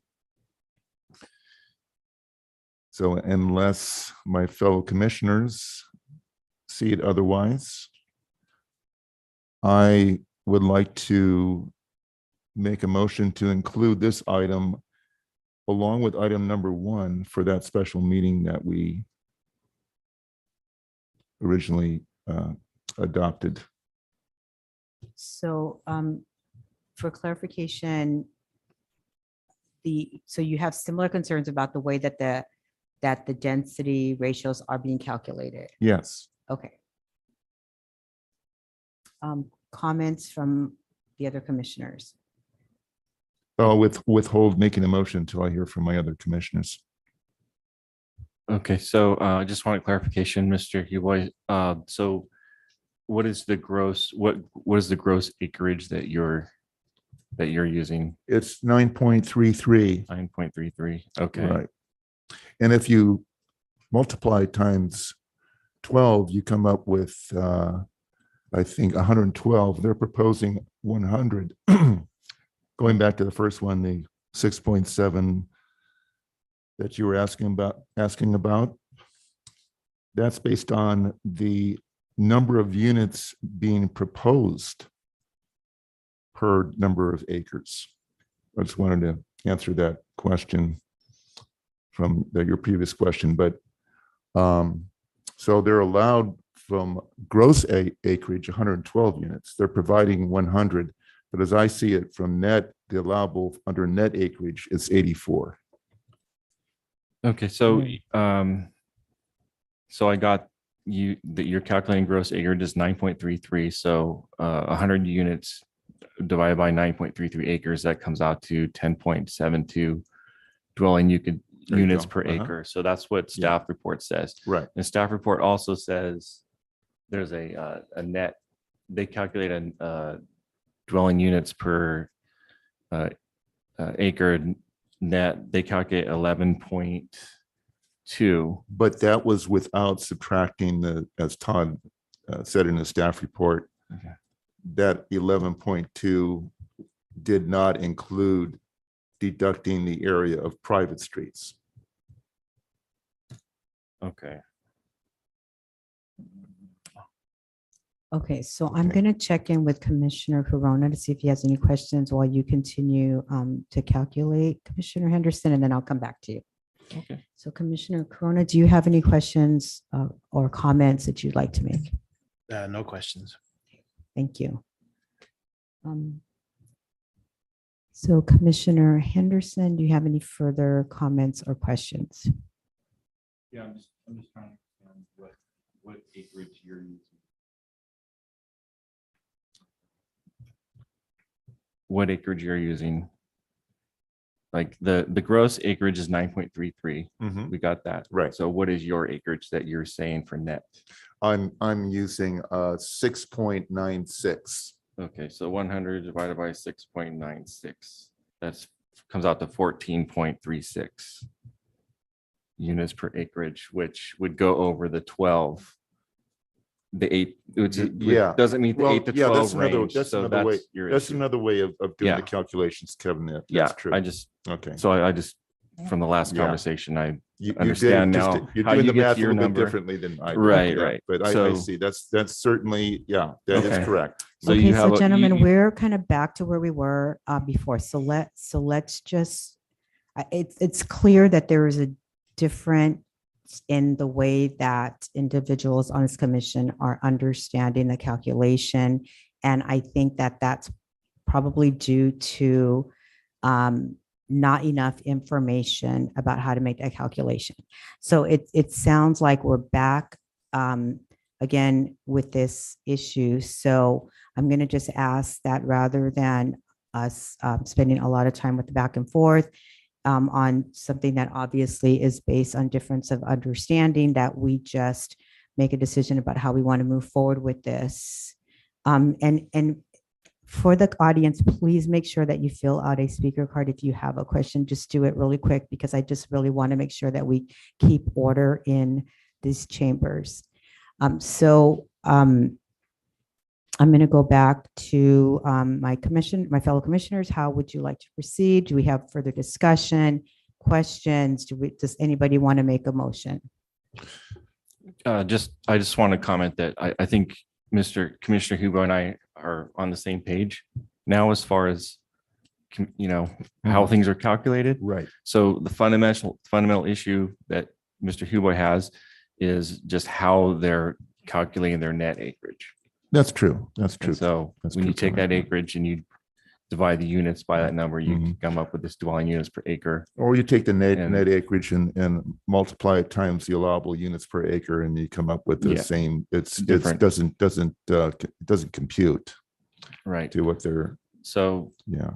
So that's the issue. So, yeah, exactly. So this is, like I said, was said before with the first item, this is this kind of a fundamental problem that we have now, because we can't talk about anything now because they all have the same calculation in it. Right. So- And again, I mean, I think we can always talk about it. That's why we're here. We're going to talk about each item individually, and we need to just decide how we want to move forward. We have to propose an action for each item. Mhm. So that's what we need to decide. So we can make a motion to approve or not approve one of the resolutions. We can make a motion to allow for more time. I mean, we can do whatever we'd like to do, but we do have to consider each item individually. Mhm. So I'm going to ask again, how do my fellow commissioners want to proceed?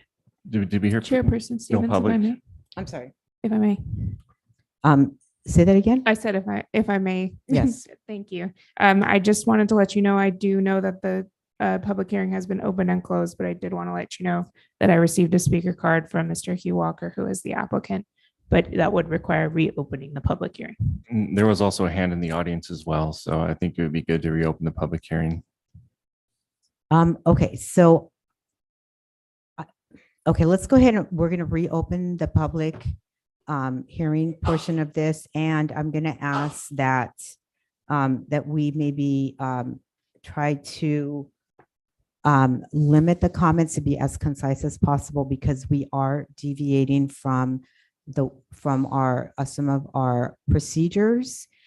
So I would like us to just be really concise so that we can move forward, because as stated earlier, there is some concerns about like how much time we're spending and items being moved around. So let's just try to do that as quickly as possible. So I'm going to go ahead and reopen public comment section 738. Okay. Hugh Walker.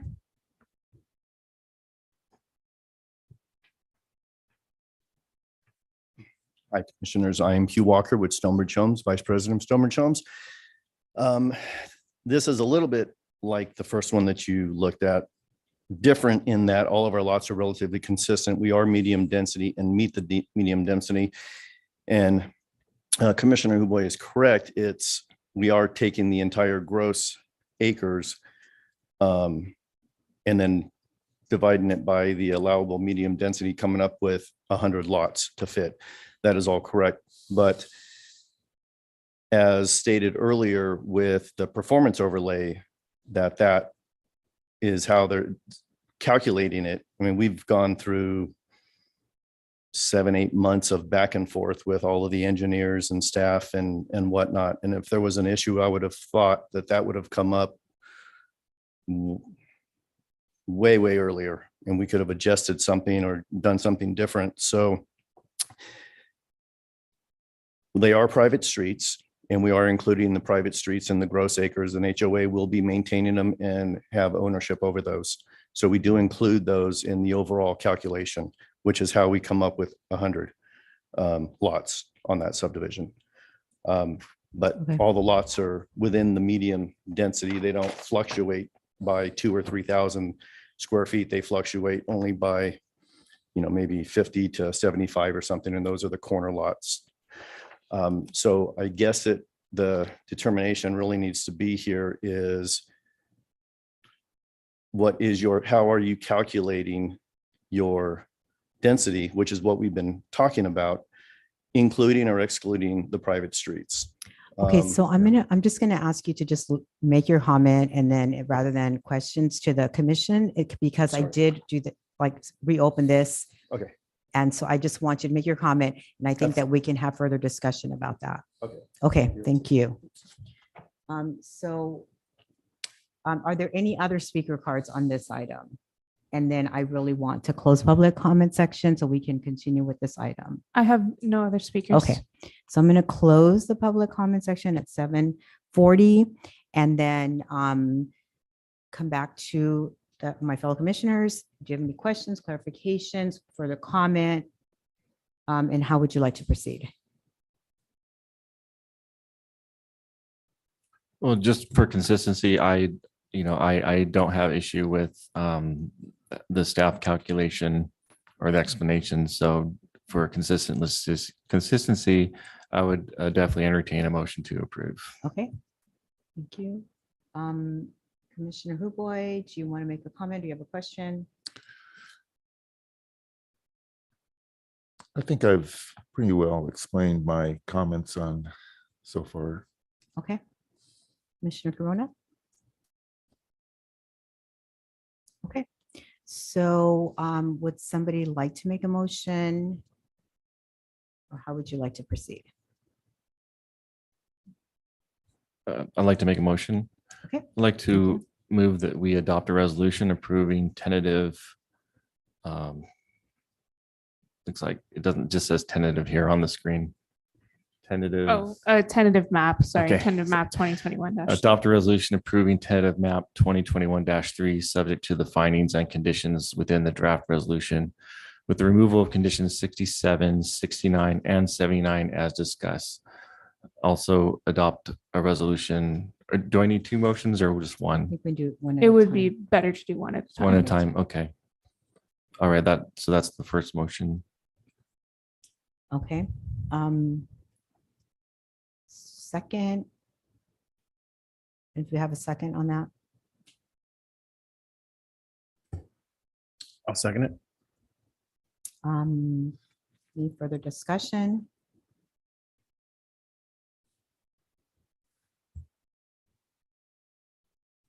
Nope.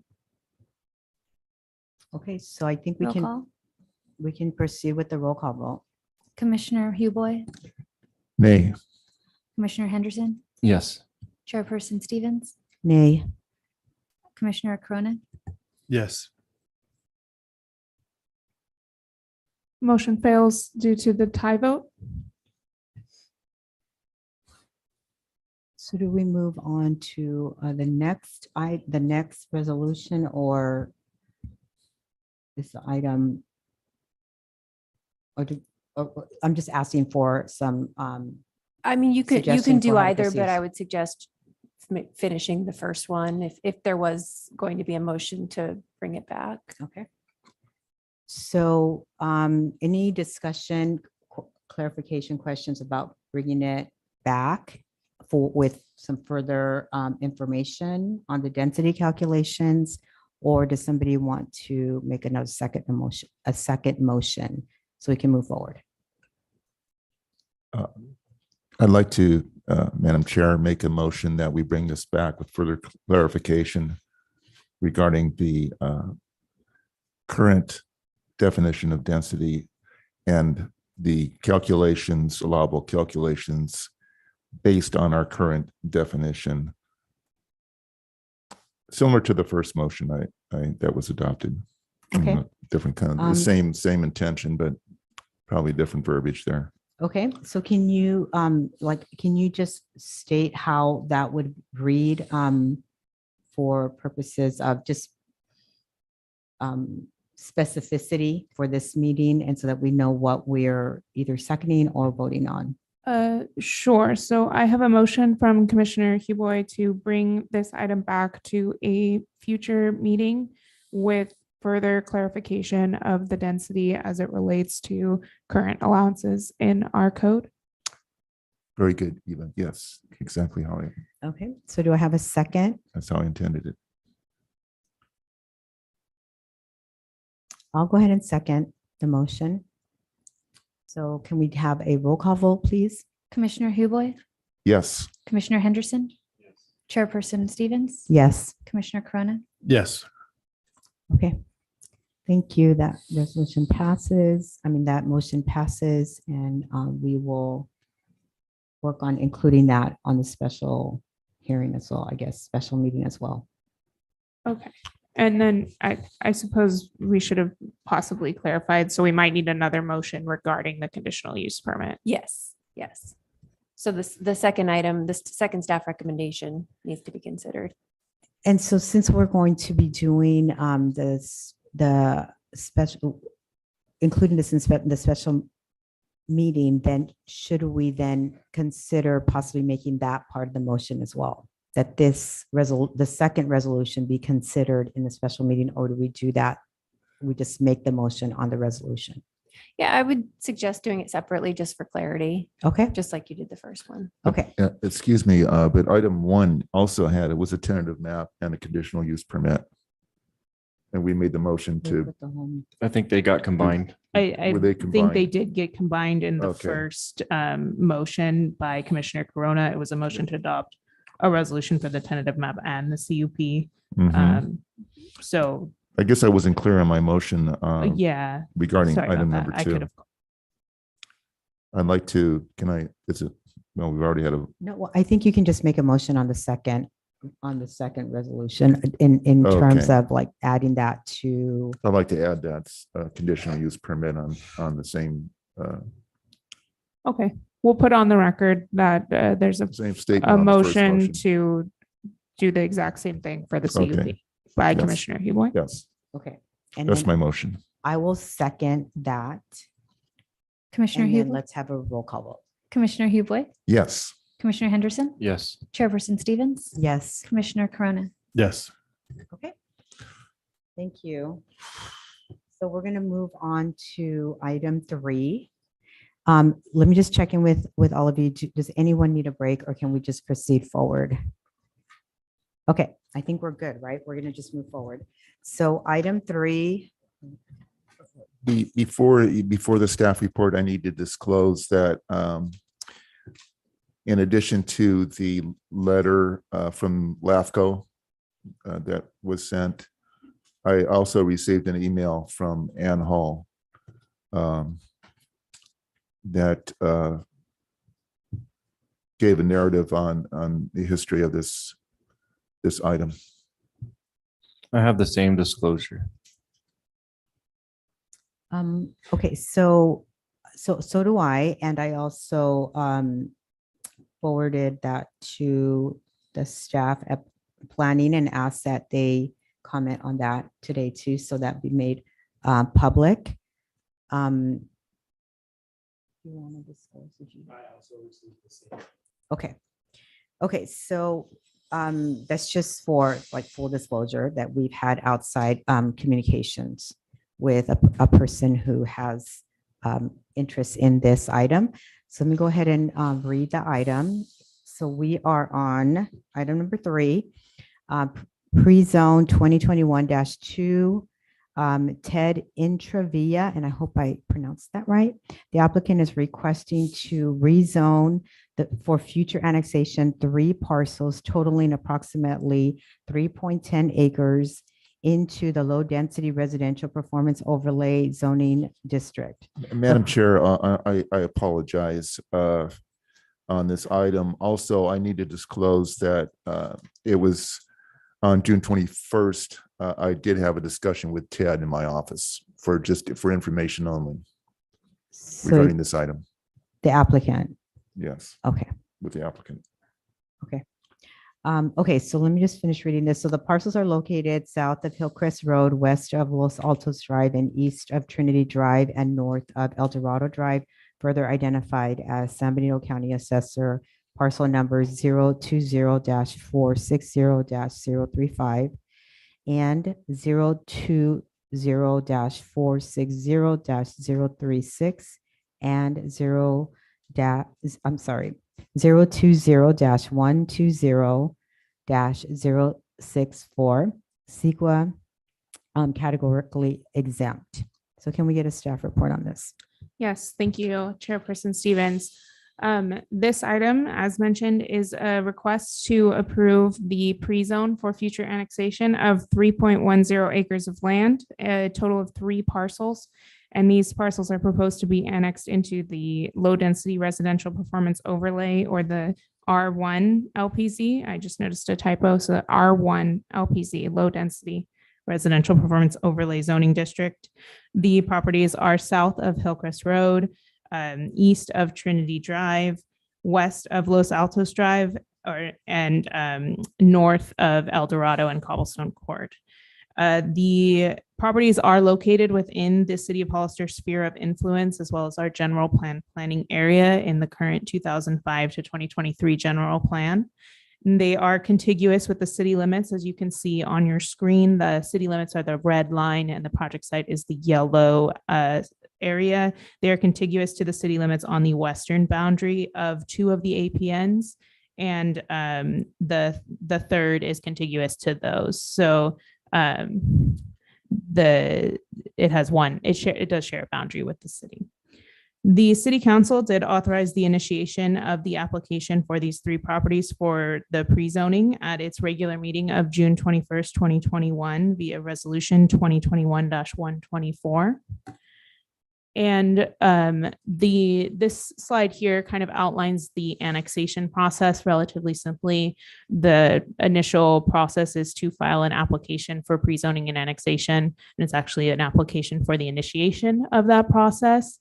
And then the city council would approve the initiation, so allowing that applicant to submit an application, which is again what happened on June 21st of last year.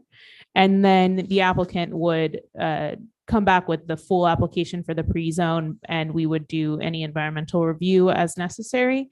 And then we are here at step 4, which is a planning commission recommendation on the pre-zone to the city council. After this meeting tonight, the staff will take an ordinance with the planning commission's recommendation for the consideration of the council at a first reading, and then there will be a second reading of that ordinance. Typically at the same meeting as the ordinance, the city staff will take a resolution for both an annexation agreement as well as the LAFCO application. So the city council will adopt a resolution allowing us to submit the application on the applicant's behalf to LAFCO. And then LAFCO will be the ultimate authority. They are the local agency formation commission, and they are the ultimate authority on approving the boundary changes. And then the LAFCO, if approved, will file a certificate of completion, which makes the annexation take effect, and they file fees and the annexation with the State Board of Equalization. And that it would be how the property would actually be annexed.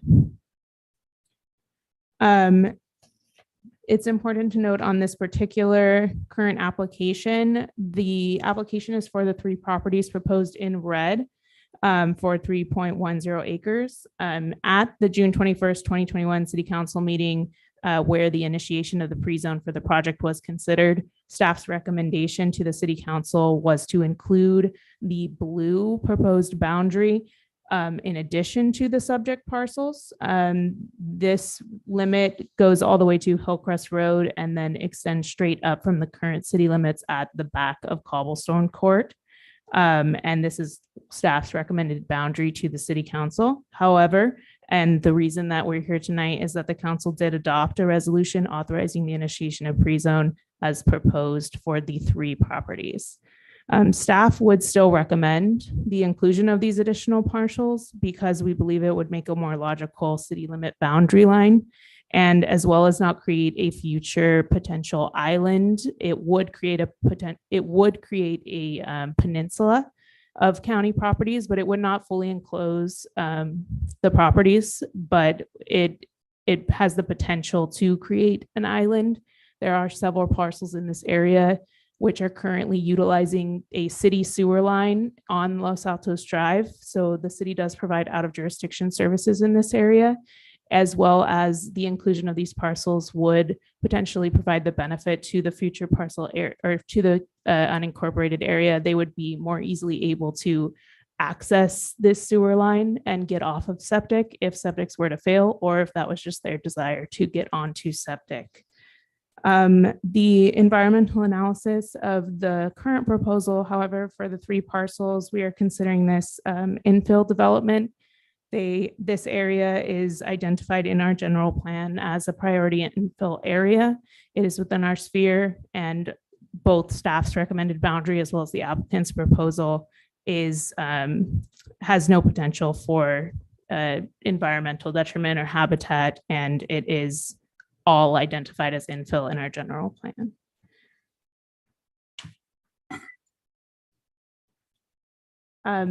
Staff, to continue with our recommended boundary, we believe that the public interest would be best served by the commission recommending to the council a larger boundary. So an amendment to this application. And the public in this area, again, as stated, they'd be able to benefit from the annexation of their parcels of land. I think there's some potential concern about, taxes increasing or anything like that. Staff is not seeing any particular reason why that would be a concern. We have offered, as well as LAFCO staff have offered, to host community meetings if this boundary were to be changed, so we could discuss the annexation with these members of the public alongside the applicant to help them better understand what it would mean to be annexed. There is no vote into a community facilities district or anything like that with the annexation. The applicant's parcels, we would recommend a annexation agreement, particularly with these 3 property owners, as this is their initiation. However, if there were ever proposed future development, that would be when the city planning department and the planning commission could recommend conditions to do things like community facilities districts or anything like that. As these parcels are currently developed with single family homes or undeveloped, there would be no annexation or into further taxing districts, but it would provide contiguity with city streets, the opportunity to open Los Altos Drive. It's currently closed about here. It might be here at Cobblestone Court, or it might be down here just a little bit lower. But one of our DRC recommendations from our environment or our emergency services personnel was to open that. If we did a larger annexation boundary, these roads would become the city's roads, and that would open up the opportunity to remove that barricade to provide better services to these parcels. And we would also be able to provide them city services like police services as well, instead of being on the sheriff. And they're essentially the city being so close and already being semi-urban development.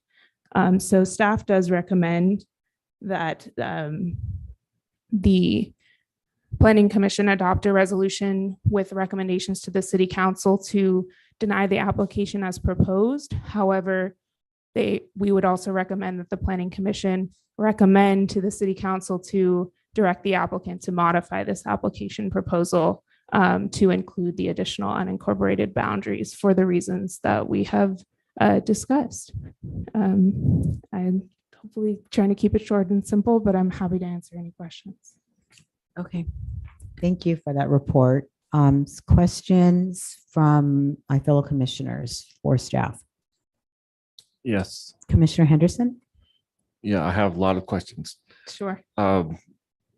So if you could go back to the map. Sure. So is it the topmost one in red? Is that the village market? No, the village market is the one directly to the east of that. So as I Okay. understand that is 1330. This is an existing residence. And there's also an existing residence on this particular parcel. This parcel is vacant. Okay. Now, my understanding was there's two parcels that the applicant owns. Is it the bottom two? So there are two applicants, and I think there's one part in our staff report. I think in the resolution it's correct, but in the staff report it only has the one. Mr. Ted Intrevia owns these two larger parcels, and I believe Mr. Ron Collar owns this parcel. Okay. But there are two am I wrong on that? Oh. This one? Okay, so Mr. Ron Collar owns this particular property, and then Mr. Ted Intrevia owns these two particular properties. Okay. So one of them was originally, my understanding there was two properties involved, but then a third one is brought in because that's the one that had the sewer. Am I understanding that right? That I actually don't know the answer. I know that there are sewer services to several, maybe about 10 parcels in this larger area. I believe 80, so possibly Mr. Ron Collar's has sewer service, but I'm not positive on that. So I'm wondering if we can just like not entertain comments from the audience until the public comments. And then at that time, we can welcome him to the podium and then commissioners can ask questions. I just feel uncomfortable with this back and forth exchange. I think I'd rather just keep it here. Then when we get to public comment, we can clarify some of those questions. So if Commissioner Henderson, some of your questions are not answered, we'll allow some time during that public comment. Is it? So can we just do that? Thank you. Okay. So continuing, could you go back to the step-by-step process slide? Sure. Okay, so LAFCO is, the 7th and 8th steps. So I'm just trying to understand this. So does LAFCO have the final say in all of this? Yes. So ultimately, what happens is that the city makes a recommendation of a boundary that we propose to annex into our corporate city limits. That recommendation comes directly from the city council, but your role as the planning commission in this process is to make a recommendation to the city council on this item. And then the LAFCO takes strong consideration of the city or the jurisdiction's recommendations on their own boundaries. One major reason for that is that if the city were to initiate, or the county or the LAFCO itself to initiate an annexation process, they would have to bear the burden of preparing any environmental documents. And so typically that's something that's initiated by a development or a property owner individually. But technically the LAFCO could propose a different boundary and they could require further review, or the city could initiate a process themselves. But ultimately it is LAFCO typically acts on a recommendation from a jurisdiction. Okay. I still have more questions. Okay. Because I had a question regarding that. Oh, After well, Kevin is finished. Well, if it's the same topic, you can go ahead and get Well, your question answered. If going back to step 2, when the city council approved the initiation for the annexation, did they specifically say that they were in favor for these 3 parcels? And what was their commentary on those, was it 29 other parcels? Yes. So the city council, the city of Hollister is kind of a quote unquote like gatekeeper on pre-zones, rezones, and general plan amendments in particular. And those do require the initiation approval by the city council. So essentially the applicant and city staff took this item before the city council to even allow them to submit an application for pre-zone. And the city council did move forward with the authorization for just the 3 parcels. It was related to environmental analysis costs. That is one thing that staff would have to take a look at and see if there's any exemptions for that, or if we need to do something like a minor initial study to state that there's, a negative declaration. Right. I'm not a CEQA expert, so I can't make a determination, but I don't think, because this is already kind of urban, it's probably unlikely that there's a significant impact, but we would have to look into that. When the staff made the recommendation to extend this boundary to include these other parcels, was that presented at that step 2 process when the city council approved the initiation? Yes, this boundary was our recommendation to the city council. And at what that was time. their response to that? Their response was to authorize the initiation against staff's recommendation. So they were against the staff recommendation during that meeting? Yes. Okay, thank you. So just wanted to get that clarification. That was my question. Thanks. Yeah, I watched both those city council meetings, just try to understand this better. So I'm trying to understand if the city council, you make a recommendation to city council, and then they decide a different way, then why is it coming back to us again? Or why is your recommendation still continuing, up the chain, if you will? Yeah, so staff's recommendation is still with regard to kind of logical boundaries, the lack of connectivity to city streets. We are, however, it is our duty as staff, and we understand the city council's authorization to initiate the pre-zone of this application. And so it is the applicants, they are perfectly able to submit the application for pre-zone. Staff has still analyzed the application for pre-zone, given the additional information that's required as part of that application after the initiation is approved. They have the plan for services and everything that they provided. Staff's recommendation would still be a larger boundary, especially because of the lack of contiguity between the access to these parcels on Los Altos. We would still recommend consideration for a larger boundary, despite the application being submitted and reviewed. That's still our development review committee's recommendation. Okay, what is the difference in cost as far as getting a CEQA review of 3 lots or 3 acres versus 15 acres? So I don't have an estimate on the initial study, and there was an estimate quite a few years ago. I want to say it was like 20,000 or so for the initial study by a consulting firm that we haven't used. It's potentially something we have more planning staff on board at this time. In the past, the city before my time, but they were able to do initial studies and minimal CEQA in-house. It's potentially something that we're able to do, but it really would be a review at the time that we receive that proposal. So I can't provide you an exact cost. Okay, that's all I can think of right now. I might have more questions, but for now. I kind of had like a similar question about that. So I think this may or may not have been Commissioner Henderson's question, but I think this is what his question was. Like, what is the difference? And so even if you are not able to provide an exact, are you able to just ballpark it so that we have sort of an idea of what we're talking about, the difference in costs? So I think that the in-house cost is around like 8,000 to 10,000, I think, is our current fee schedule, but it's not something I've utilized, so I don't know off the top of my head. And then a consultant's cost, we had one, but that was to prepare a mitigated negative declaration, if I do recall, which might not be completely necessary. I think it was around 20,000 several years ago. Okay. At least that gives us an idea. Sure. We know that that's not exact, but it gives us an idea. Okay. So I had a question, but I'm going to check with Commissioner Corona first. Do you have any questions or comments? Okay.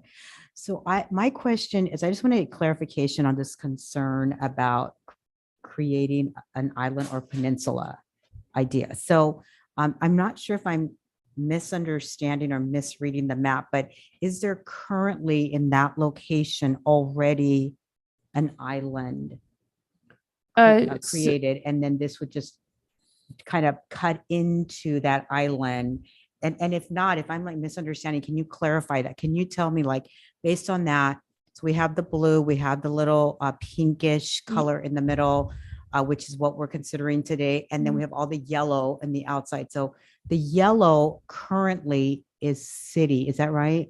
Okay, so this pink line is Okay. our current city limit. Okay, So it's running along here, the edge of Okay. this blue boundary, and then it actually runs down here and going off the screen to the south. This area is what I would consider and what is considered a peninsula. You can see that the city's limit continues this way. It kind of continues over here. So in this area where the project is, there currently, I wouldn't consider this area to have a peninsula. It definitely doesn't have an island. So what would be considered an island is fully enclosed.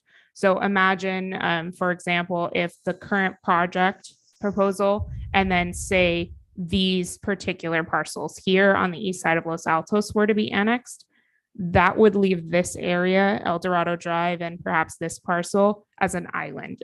An island would be fully enclosed, unincorporated area by the city limits. okay. So the concern with this is the creation of a peninsula, which could potentially become a proposal for an island if, say, these parcels wanted to connect to the city sewer, and then under our current lands, you would potentially create a place where it would be easy to form an island, and islands are difficult to incorporate. We have a few islands in the city limits now, and under current LAFCO law, as I understand, it's actually illegal to create islands. Peninsulas are a little bit of a different story, but peninsulas could become islands, and this Okay. boundary just in general is not the cleanest boundary. Sure. Yeah, I mean, I think that's really clear, but I just think that I wanted to get clarification about the concern, and the concern is for future proposals that could create that. And it's not something that we're considering tonight. I just wanted to be like just really clear about that. And anyway, that's it.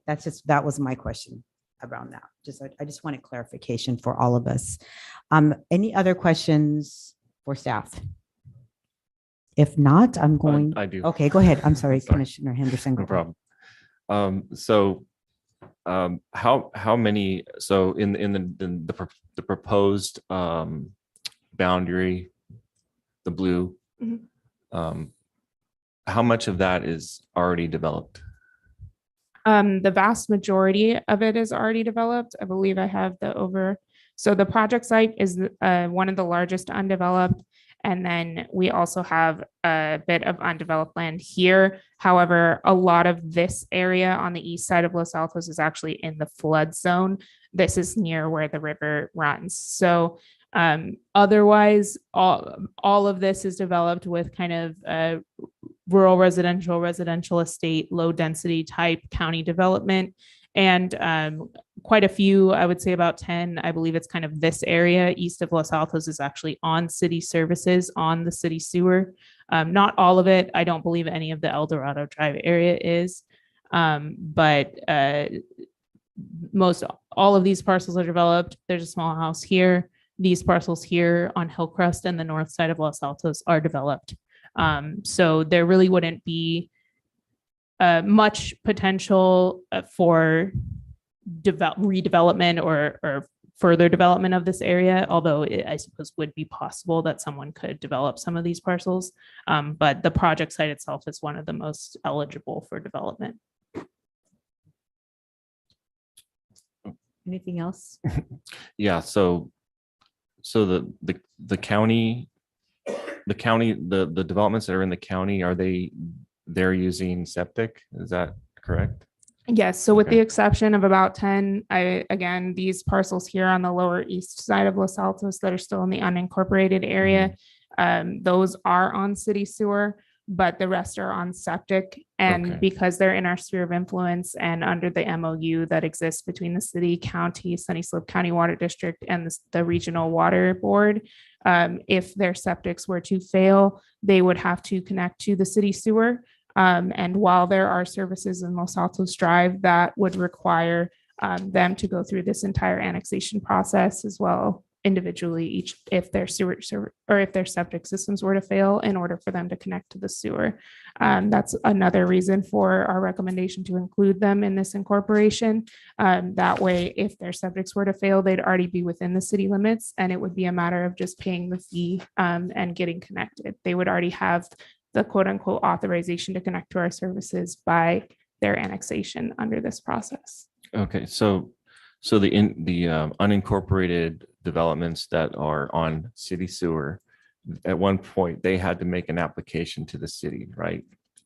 Yes, in under current standards, they also would have been under an agreement to not protest annexation. However, I am not certain if these have those agreements or not. So I can't tell you for certain if they have no protest. Okay.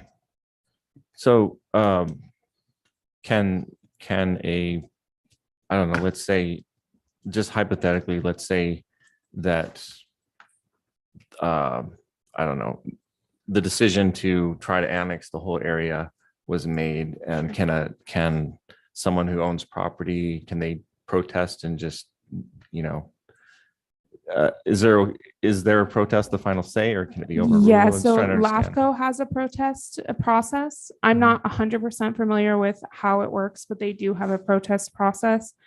So whatever LAFCO's boundary would be proposed, they have a process by which property owners can protest the annexation of their property as Okay. well.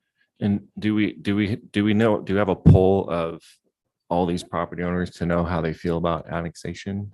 I don't have a poll. That would have been part of our outreach process if the council had initiated the pre-zone for all, but because we're initiating just for the property owners who would like to be annexed at this time, we didn't go through that kind of outreach process with them. Okay. Thank you for all the answers. And the number of outlying properties other than these three, was it 29? Did I hear? I believe there's 32 total, so that would make 29 29. unincorporated Okay, or unincluded. thank you. Okay, I want to move forward to public comment, but I just want to double check with everyone. Do we have any other questions for staff, or can we move forward to public comment? Okay, so let's go ahead and move forward and open the public comment section at 8:16. Thank you.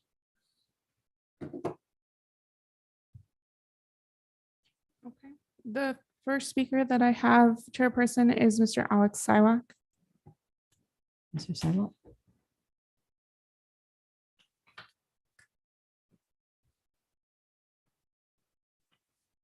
Good evening, commissioners. I didn't hear in the disclosures that you received an email that I sent this morning. I know Chairperson Roxanne Stevens responded and said she received it. I sent it to the other three commissioners. Thank you for that reminder. Yes, we did. Oh, okay. I did receive that. When did you send it, Alex? About 11 o'clock this morning I did to not- the email that's Uh-huh. on the city's, information thing. I'm sorry, I didn't see it. I received it. Okay. Mr. Corona? I did receive it. It's in my spam folder. So I got it. All right. All right. So I just have a couple of points. I have no problem with this peninsula being considered for pre-zone. My big problem is the way the city council then did not require Mr. Intravia to do a CEQA analysis, but put a rider in there, an amendment from the dais that said that any other parcel, any other one of those 29 parcels would have to do a full CEQA analysis for all 32 parcels or the remaining 29. I think that's totally inconsistent, discriminatory. I'm not sure that all remaining 29 parcels were notified that this was going to happen, but they're going to be burdened with that. So any one of those 29 remaining parcels, if their sewer goes out and they need to hook up and they need to be annexed, they're going to be saddled with, by the time you get consultants and CEQAs and everything, you're probably looking at 80 or 100,000. Then staff review. And the question then is, what's really important for a pre-zoning? I mean, right there in all the documents, is there a plan for other services provided? Do those parcels have water? Can those parcels hook up to sewer? The answer is real simple. There's a bunch of them already hooked up to sewer. There's a 12-inch line sitting in Hillcrest Road. There's Santana Ranch is pumping thousands of units into Hillcrest Road right by the frontage of those units. So I don't know what the thing is about CEQA, and what are you going to have to go through the 1920 paragraphs of Appendix G and look for this and look for that and whatever. It's simple. Thank you. Thank you. Any other speaker cards? Yes, I do have another speaker card, but I apologize. I should have disclosed the written comments that we received prior to the speakers. And we did receive an email from Mr. Alex Iwak last week on Tuesday, June 14th, which there's copies in the lobby, and they were also provided up front. We also received a letter from the Local Agency Formation Commission, Mr. Bill Nicholson, the executive officer, on June 21st, 2022. And then we received another email, which was referenced this morning on Thursday, June 23rd, 2022, from Mr. Alexander Siwak as well. Okay. Thanks for that clarification. And then for speakers, I also have Miss Ann Hall.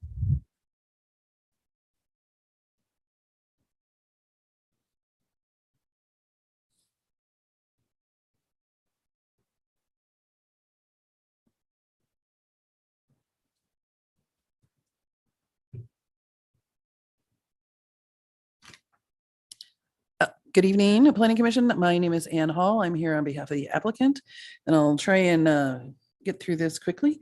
But to answer some of the questions that you asked, Commissioner Henderson, the applicant originally applied for a pre-zoning initiation in 2018. And this question of the additional parcels came up then. And at that time, the estimated CEQA cost, well, let me back up. The 3 parcels that he's planning to annex are under 5 acres and would be considered an exemption to CEQA. So there would not be a CEQA cost. But if he has to bring in the other 29 parcels, then that is subject to CEQA, and he would be paying for all of it. At the time in 2018, it was estimated that we got an estimate from the city for $52,000 to do that CEQA. I can only imagine it's gone up since then. The applicant is not interested in paying for the CEQA for all the other neighbors. And he has gone out and done a straw poll of the neighbors, and most of them are not interested in annexing at this time. So not only does he not want to pay for it, he also doesn't want to be the one responsible for bringing in people that don't want to be coming into the city right now. So the next step was to try to develop into the county. And I think that's where your confusion about 2 parcels came in, because Ron Culler's piece already has out-of-district service authorization from the city. He applied for that about 6 years ago and was approved. So the out of district request was only for 2 parcels. When that came to city council last spring, they said, no, you need to annex, but they were also very clear they only wanted to annex the 3 parcels. So 2 months later, Mr. Intervay came back with the annexation or the initiation of pre-zoning. And again, the city council reviewed it, said, we approve this for the 3 parcels. We do not want the additional 29 parcels at this time. And can I just ask you a question now? No, can we let her finish her comment? And then, yeah, thank you. Yeah, let's just let her, because she has a limited time. So the other issue is, let's say this whole thing was done with all these parcels, there is a protest process at LAFCO, and the people being annexed have to sign that. So if this were required and he went through this, and paid for all the CEQA, it's still possible that enough, you have to have, if 50% of the neighbors protested, it would all be for naught anyway. So that is an issue when you go to LAFCO. Now, LAFCO does have some ability to do forced annexations. And that could be LAFCO's call, but this application is just for the 3. That's all he's interested in. And it would seem, based on what the council said, that's what they're interested in. I do understand staff has to present it to you this way. That is their job. I agree with what Eva said, but you have the choice as to how you want to approve it. Okay. And then can we just do one quick question? Because I do want to honor the time. Let's just do one quick question. Is it quick? Can we do a quick Yes, question? Hold on one second. Okay. I think she made her statement in the 3 minutes, Yeah. and then I think there's no problem with us asking her questions as Right, much as right. we So- need to. Okay. No, can open the time again. I'm just curious, the city council's justification for not going beyond the 3 parcel boundary. What was their statement?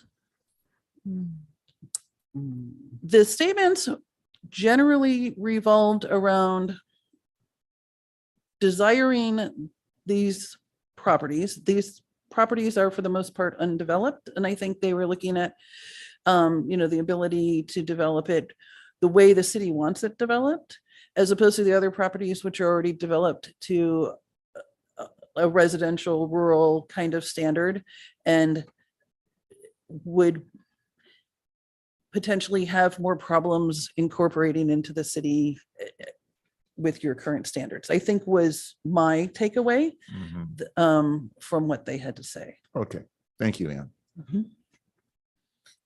Any other? Thank you, Ms. Hall. Okay, I didn't know if you had another question. Okay. Any other speaker cards or anybody online? I have no other speaker cards and I have no one online. Okay, so I'm going to close the public comment at 8:25. And then. Do we have a speaker card from him? I don't yet have a speaker card, but it would be up to you, Chairperson, if you'd like to. Okay, let's just kind of retract your close. This, can somebody get a speaker card for him? I'm going to keep it, let's not close it, then let's just keep it open. Give him time to get a speaker card. I just, yeah. Go ahead. Okay. We We'll could get have the you speaker fill it card out filled after. afterwards. Can you go ahead and, yeah, and just, yeah, remember you have a 3-minute time limit. But I will ask you to fill the speaker card when you're done so that we I'm have sorry, that. I'm not hearing you. So that I will ask that you fill that speaker card out just so that we have it Oh, you bet. right No- after. No Okay, problem. thank you. After I speak. Okay. My name's Lester Wickman. I own property at 90 El Dorado. Borders this proposed pre-zoning.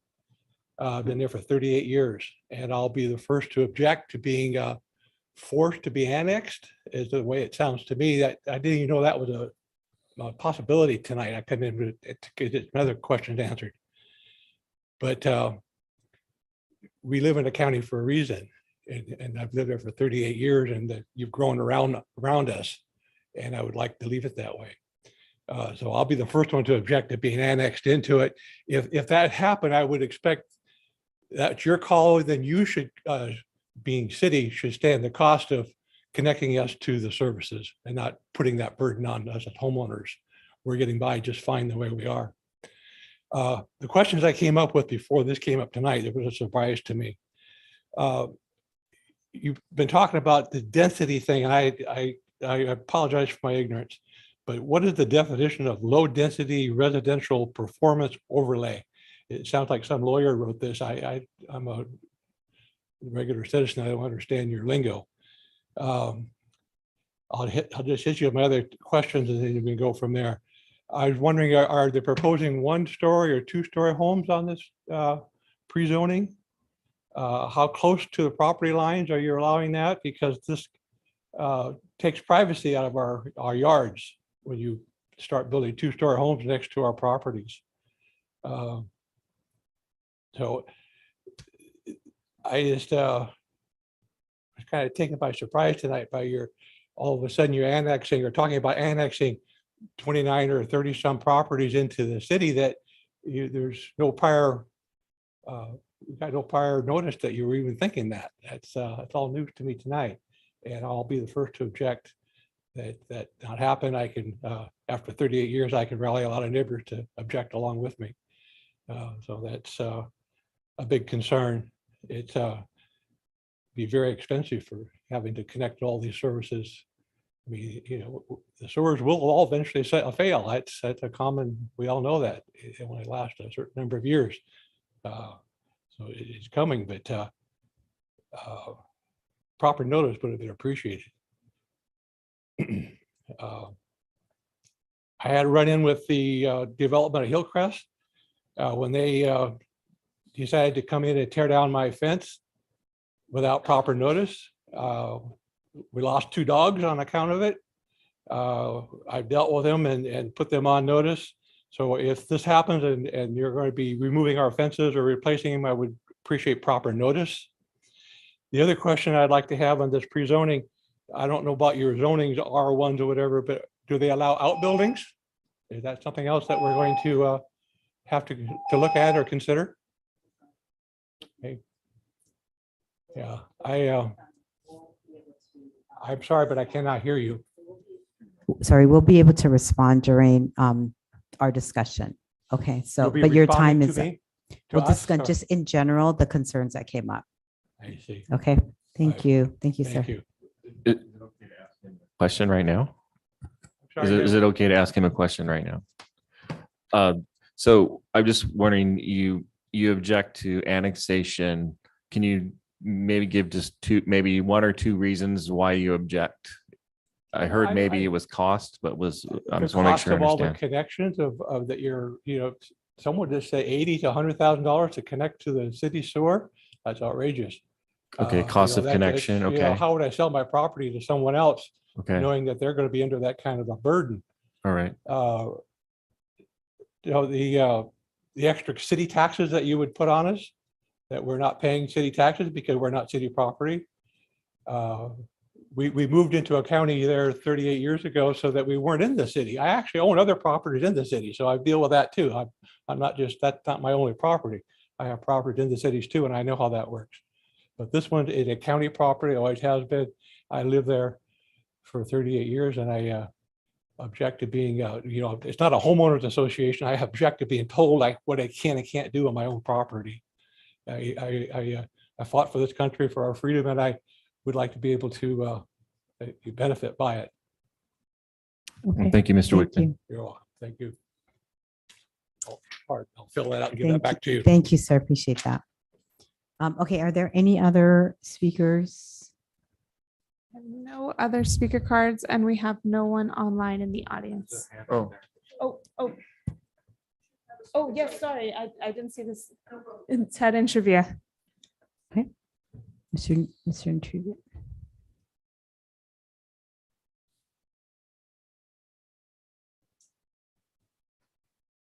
Hi, Commissioners. Basically, this has been a pretty short story. I came in with the first request just to split my mother's property into 2 pieces. That was it. That's all I asked for. So I went to the city of Hollister and they said, no problem, we can do it. You need to go to LAPCO. We'll check. So anyhow, it comes out, the LAPCO says, no, you need another piece of property to go in there. So the only available property, I talked to people around me that didn't want to go in because of annexation. And I understand. I don't want to bring somebody in that doesn't need to be in there. I don't want to have a development that has to have somebody else be, brought in with me.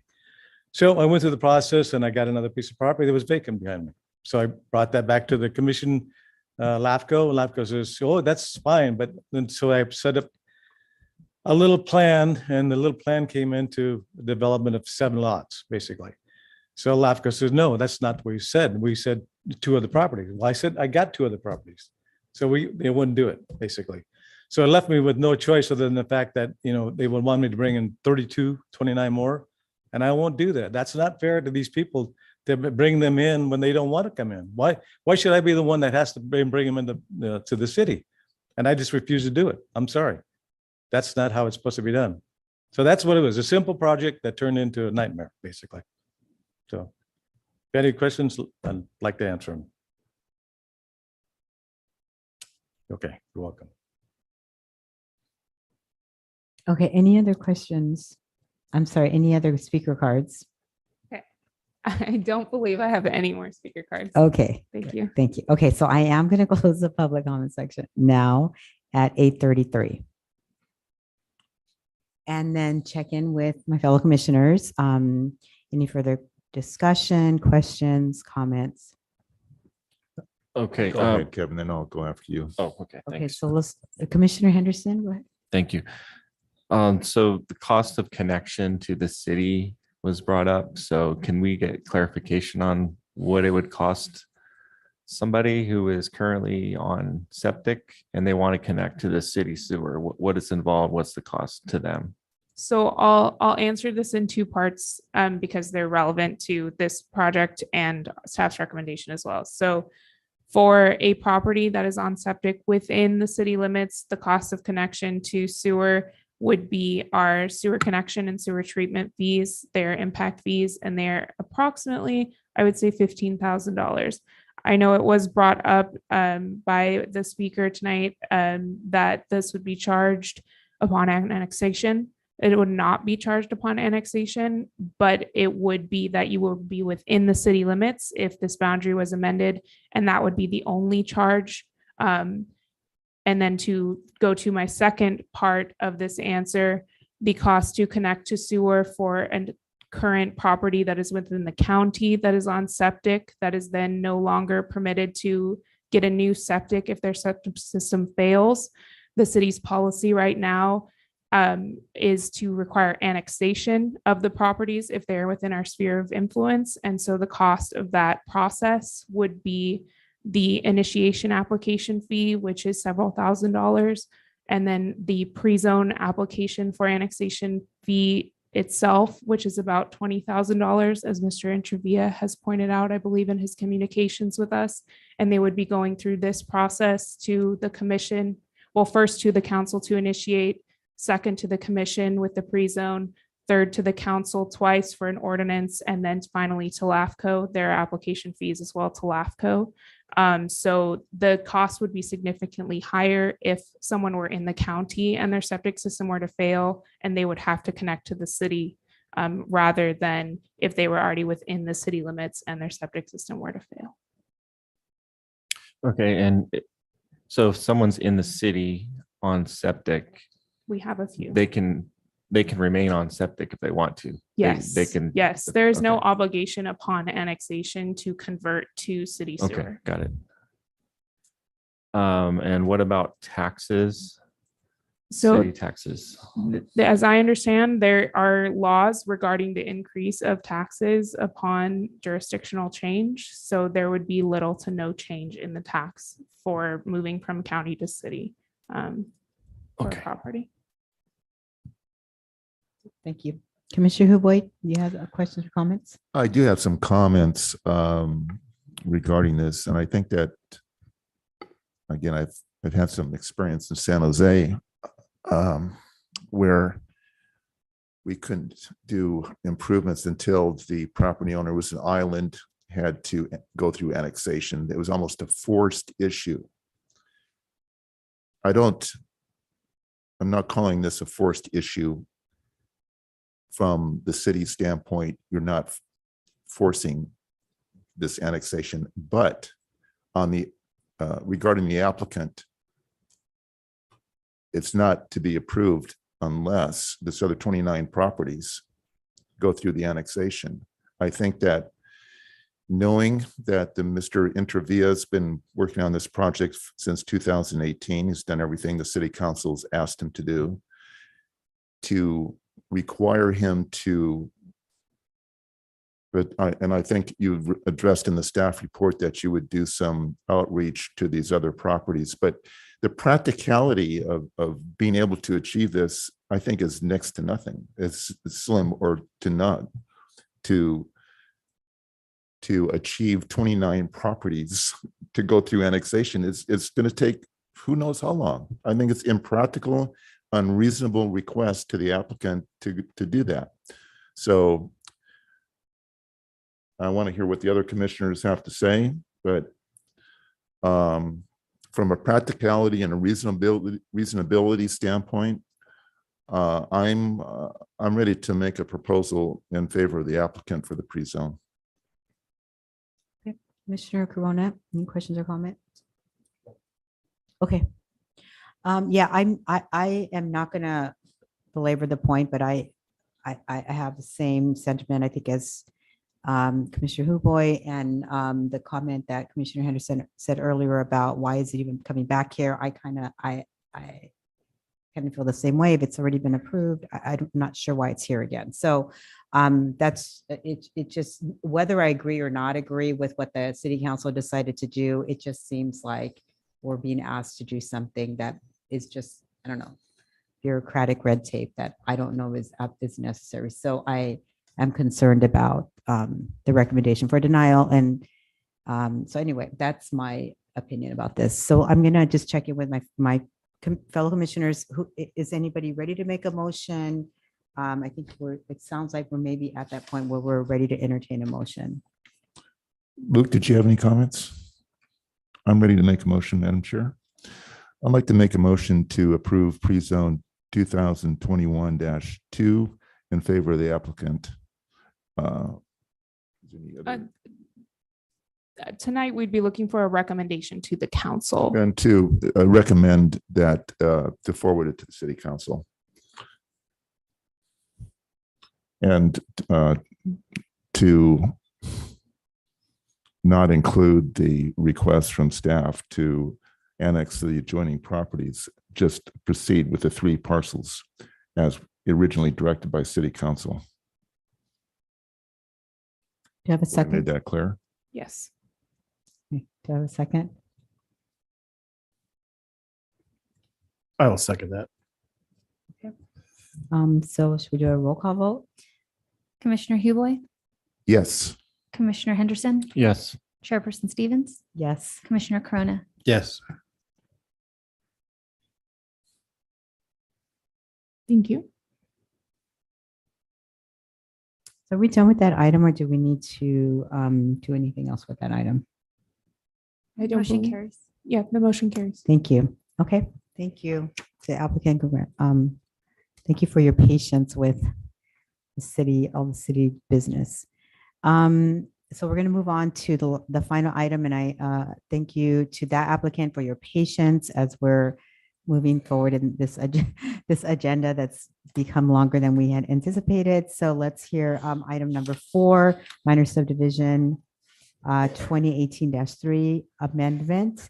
Applicant Alan Brookshire is requesting approval to remove the requirement to underground a power pole located in the unnamed alley behind the project, which are required as part of condition of approval 11 of Planning Commission Resolution 2018-36. The project is located at 221 Hawkins Street, south of Hawkins Street, east of San Benito Street, and west of East Street in the downtown mixed-use zoning district. The property is further identified as San Benito County Assessment Parcel Number 056-091-002, CEQA categorically exempt. So can we get a staff report, please? Yes, thank you, Chairperson Stevens. This application is for an amendment to minor subdivision 2018-3.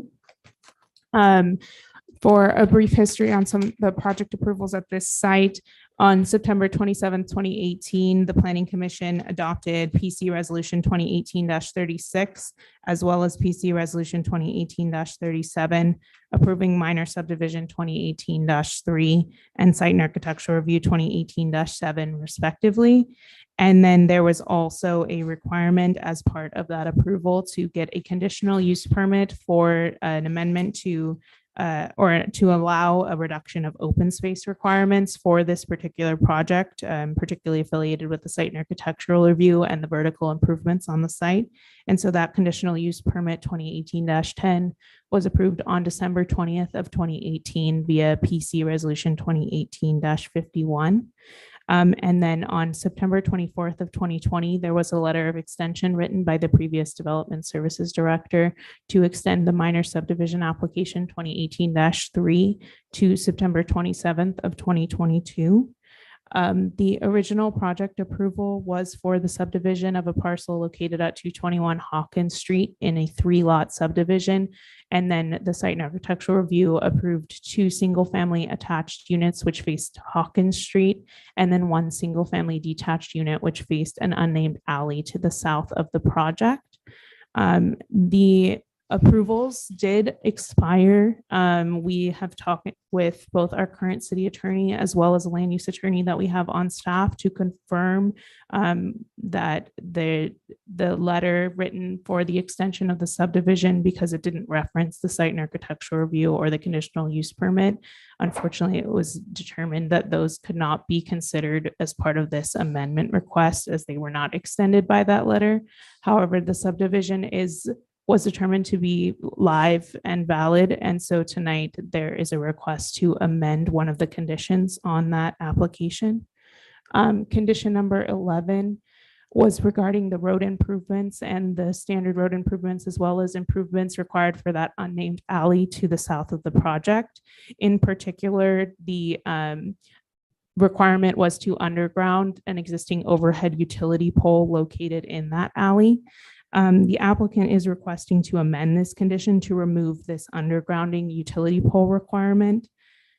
Currently, the alley is not utilized as a through access right of way. It is fenced off towards the west on San Benito Street.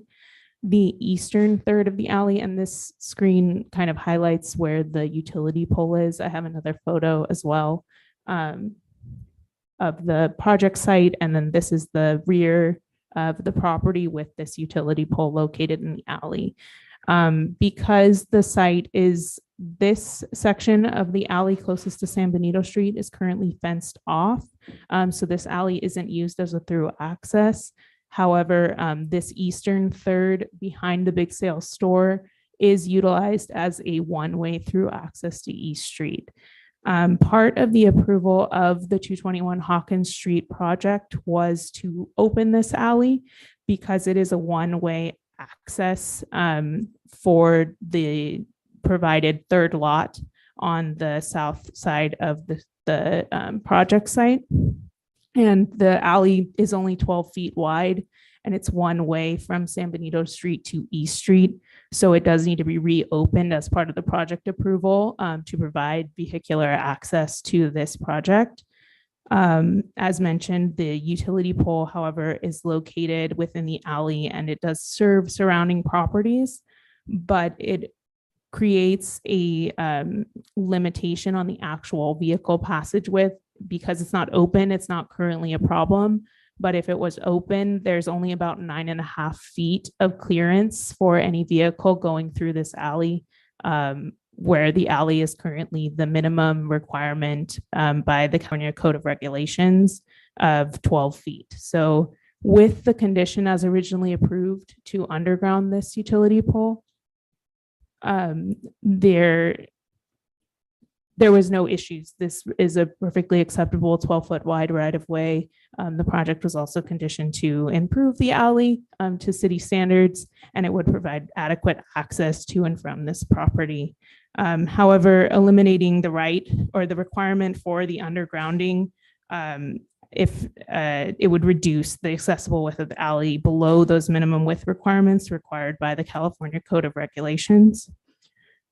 Staff did talk to the applicant about seeing if there was any PG&E requirements or concerns or considerations for keeping and or removing the pole. However, we haven't gotten any statements from PG&E about this pole to provide to the Planning Commission for extra consideration. Shall permit development only in those areas where potential danger to the health, safety, welfare of the residents of the community can be adequately mitigated, which would be subject to severe flood damage, geological hazard due to the location and or design. Development should also be prohibited where emergency services, including fire protection, cannot be provided. As originally approved, staff believes that the undergrounding of this pole would adequately meet this health and safety policy. However, the requested amendment tonight, we believe it would provide a significant safety risk for pedestrians, public, and the public who's using this public right of way, as well as the potential future tenant of any development on this site. And we believe that the Planning Commission should consider that it should remain at 12 feet wide. We are also concerned by the CEQA analysis. Again, as originally approved, we are fully in support that this qualifies for an exemption from CEQA. However, because our general plan safety element does require consideration of the public safety for future development, this would be inconsistent with our general plan, and we would need to reconsider this exemption under the CEQA. So staff recommends tonight that the Planning Commission adopt a resolution denying the amendment request to Planning Commission Resolution 2018-36 to remove the requirement to underground the utility pole located in the unnamed alley that was required as part of the original conditions of approval, minor subdivision 2018-3, based on the findings contained in the draft resolution. And this would uphold the original approval, which is set to expire later this year.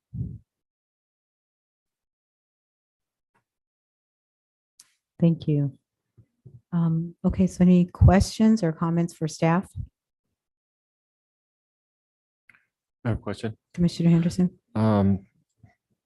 So do we know why this didn't come up originally as far as I guess I don't know the right word. I would say protesting the requirement to underground. Why didn't this come up before? I'm curious. I can't speak for the applicant. I'm sure that Okay. he would speak tonight, but I know that the reason that it has come up is definitely due to cost. It is definitely a costly project.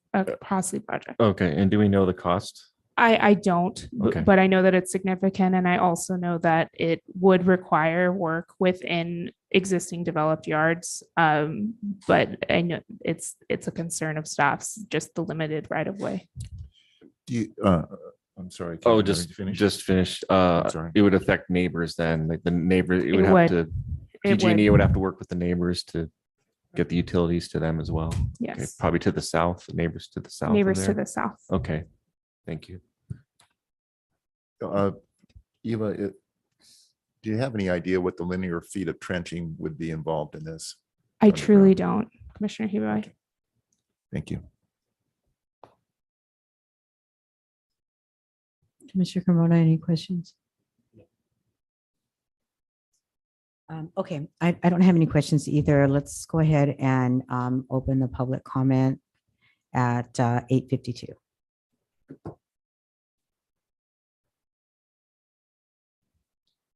I have no speaker cards. Anne, okay. Oh, they were, I'm sorry, Anne Hall. Okay, thank you.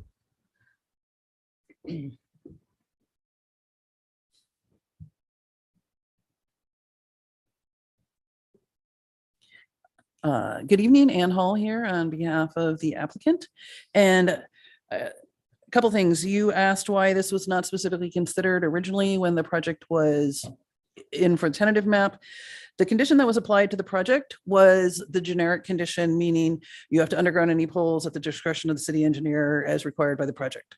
This pole is technically not on the frontage of this property. It's actually slightly in front of the property next door. So usually you have to always do your frontage. It didn't really occur to us at the time. We have, in the plans we have submitted and have been approved up to this point or reviewed up to this point, we are undergrounding the ones on Hawkins in front, but we had not shown the alley one because we didn't consider it to be on our frontage. When that came up and we looked into it, that pole in the alley does connect to 5 other homes through the backyard, meaning if they had to underground it, while PG&E probably has a prescriptive easement for the wires to hang where they are, I'm sure they do not have an easement to go through people's backyards. So that would be 5 homes. All of a sudden, they're going to be bringing in from East Street and San Benito Street. It'd be a very expensive pole. Speaking of PG&E, I did get a letter from them literally at 5:20 this afternoon, which says there are poles in the city right away. I mean, I'll provide you the whole letter, but that's essentially all it says. They made it clear when I talked to them, they were not going to go out on any limbs. It was a fight to get them to send this, which really only just acknowledges there's a pole. So in regard to health and safety issues, this pole reduces the alley. It's been reducing the alley for probably 40 years. It does go to the back of this property. There's plenty of, I live on a house with an alley. It's a 20-foot alley. It has poles in it.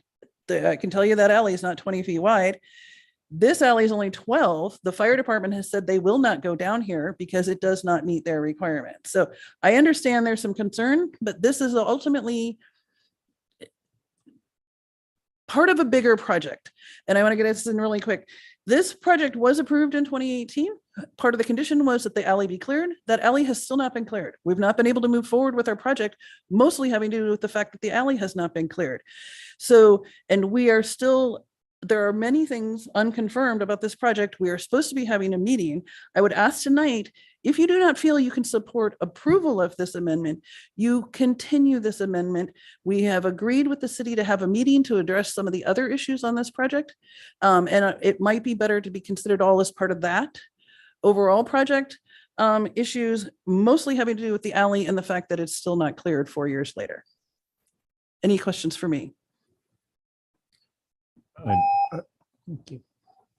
And do you have any idea what the cost might be, overall cost to achieve this undergrounding a pole, requirement? when we estimate, like on a county road out in the open, undergrounding a pole is from 20 to 40,000, depending on the transformer, if it has a transformer or not. Mhm. This one I would estimate would be more because you're going to, the way the houses are served, they're not going to repeat. It would probably have to become, like I said, go down East Street and come in from the front. All their panels are in the back. It would be going through people's private property. It would be very expensive. I would say easily $80,000 to $100,000 would be a starting point. I didn't hear you very well when you said you got a letter from PG&E and it said something about they have poles. I didn't quite catch everything. Right. I got it this afternoon and I'm going to provide it to Eva. I didn't even have time, but it said, thank you for submitting our site plan. The 2 poles identified in the alley are within the city of Hollister public right of way, shown on the assessor's maps attached. Attaches a copy of assessor's maps for your convenience. So essentially they said, yes, there's 2 poles and they're in the public right of way. So, but I'm happy to provide this to Eva for the record. And one other question. So to summarize your statement about, I was hearing that you were suggesting that we put this off because there's other issues that you're going to be meeting with the city regarding city Yes. engineering. Yes. Yeah, there are larger issues, as Eva mentioned, the site and architectural and the CUP have expired. There is still no resolution to the alley, which we have no control over. This is for the project to go forward. This is still a question we will need resolved. But what I don't want you to do is deny this tonight. If you don't feel you can support it, I'd rather it be continued and included in the larger discussion. That is my request. Okay, thank you. Thanks. Do we have any other speakers? Yes, Alan Brookshire.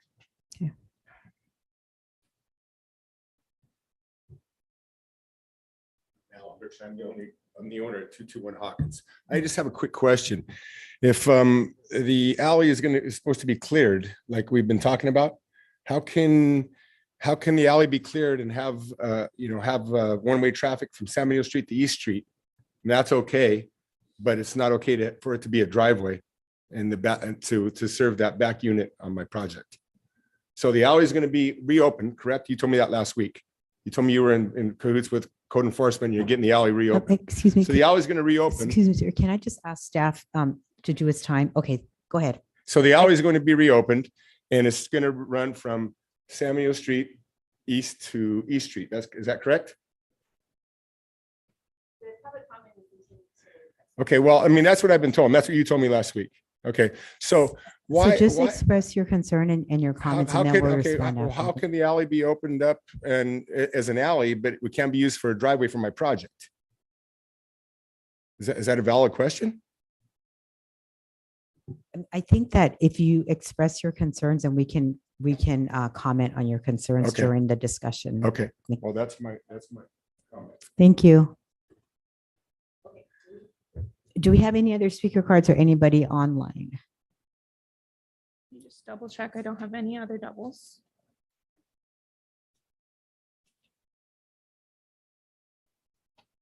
No, we are good. Okay, thank you. Okay, so I'm going to close the comment section at 8:59. And then I will ask fellow commissioners, do you have any further comments, questions, clarifications? Is there an action that you'd like to take?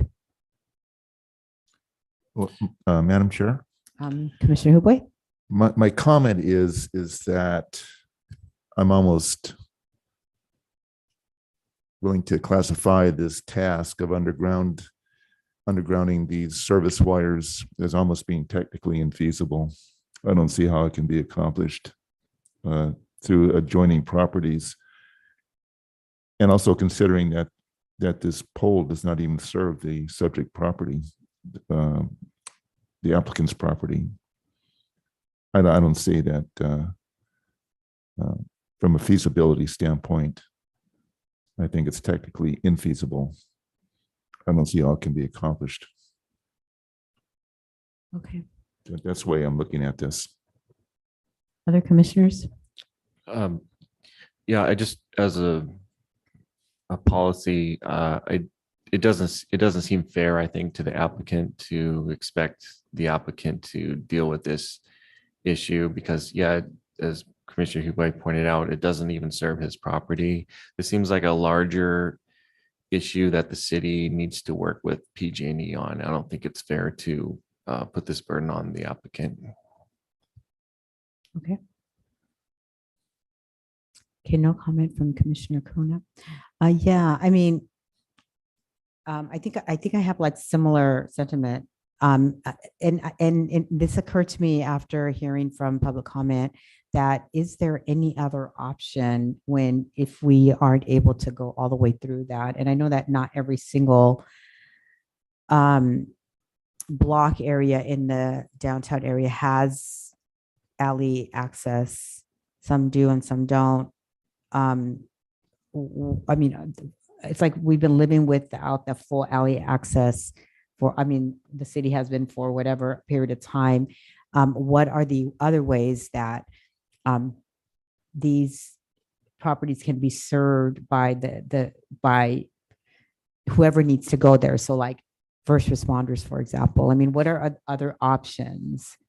It does, because I agree. I mean, it seems like it doesn't matter. I think we will end up in kind of a loop of being unresolvable, if that's a word, because it just seems like it's just in a weird spot. Who's going to take responsibility? Depending on who gets the finger pointed at, you're going to need other people to be involved. It just seems like a problem that it cannot be resolved. So are there other options? I mean, I think that we've been living with it there for all this time.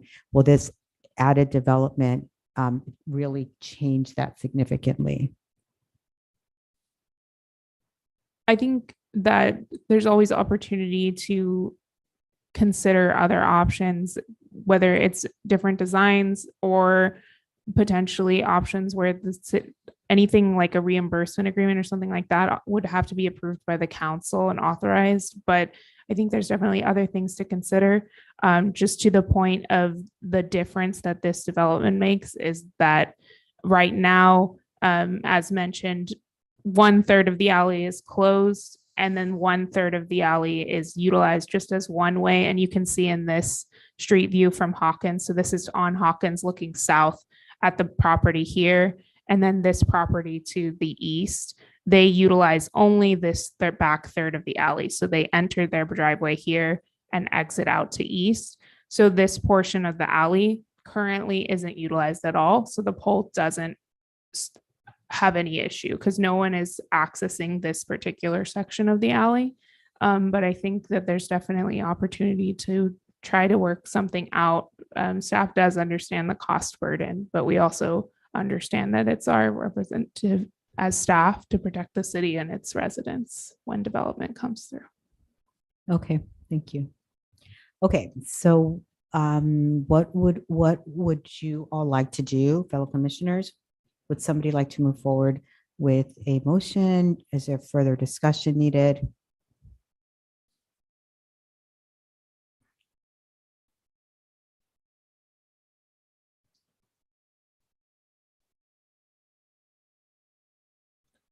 I'd like to make a motion, Madam Chair. Okay. I'll make a motion to uphold the applicant's request to on this 2018-3 amendment to minor subdivision regarding the condition of approval number 11. And I think that's about all I need to say, right? I am not to require the applicant to underground these utility wires. But also I'd like to, there's a little let's give a caveat to second. that Let's- motion. Let's entertain a second and then we'll have further discussion. Oh, okay. Okay, thanks. Thank you. Can I Got have a over s- exuberant there. Can I have a second on that motion? So that's my motion. Okay.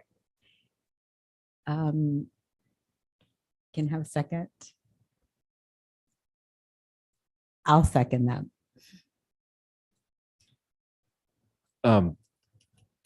I think there may be, I don't know, we may need, I might propose a friendly amendment just because the staff report basically says if this condition is, if the pole remains, that it's going to trigger a CEQA review because the project will no longer be, how do you say it? Consistent with the general plan. So it seems like, maybe we need to deal with that issue as well. So I'm not sure how to word it or whatever, but do you understand my point though?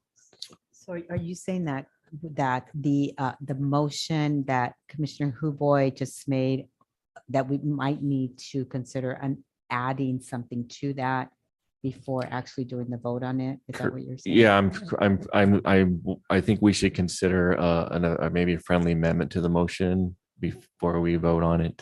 Okay. Because of the point I just made. Sure. And probably what I should have asked Eva is like for you to read what the motion would be before I second it. So can we do that? So then we can consider whether we need that amendment that Commissioner Henderson is talking about.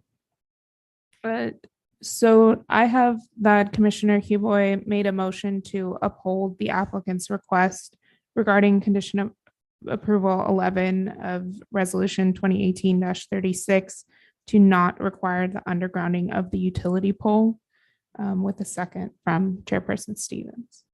Okay, so why don't we, I think we need to take a vote on it and that, or like ask for an amendment on the record so that we can restate the motion to include this other concern or to not include it.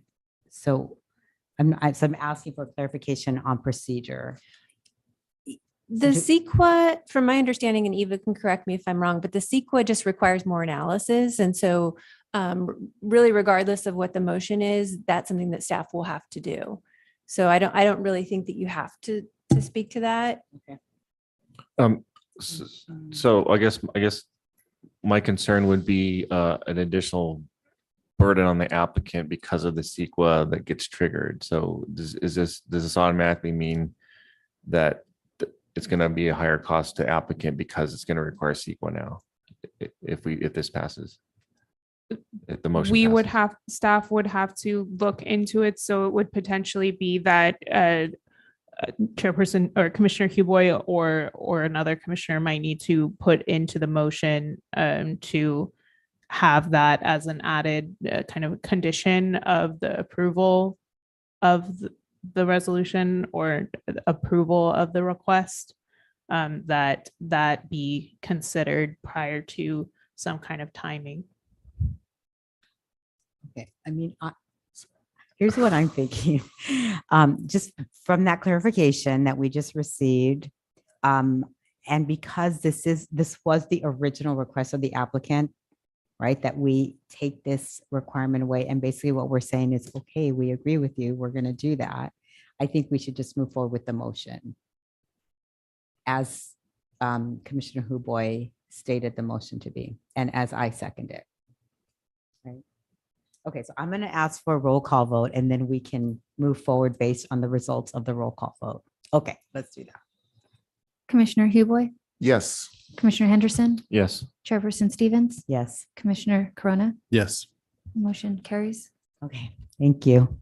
Now, Madam You're Chair, if I may, I also want a little caveat. I want to encourage, I can understand the reason and the overall vision of undergrounding these overhead utility lines.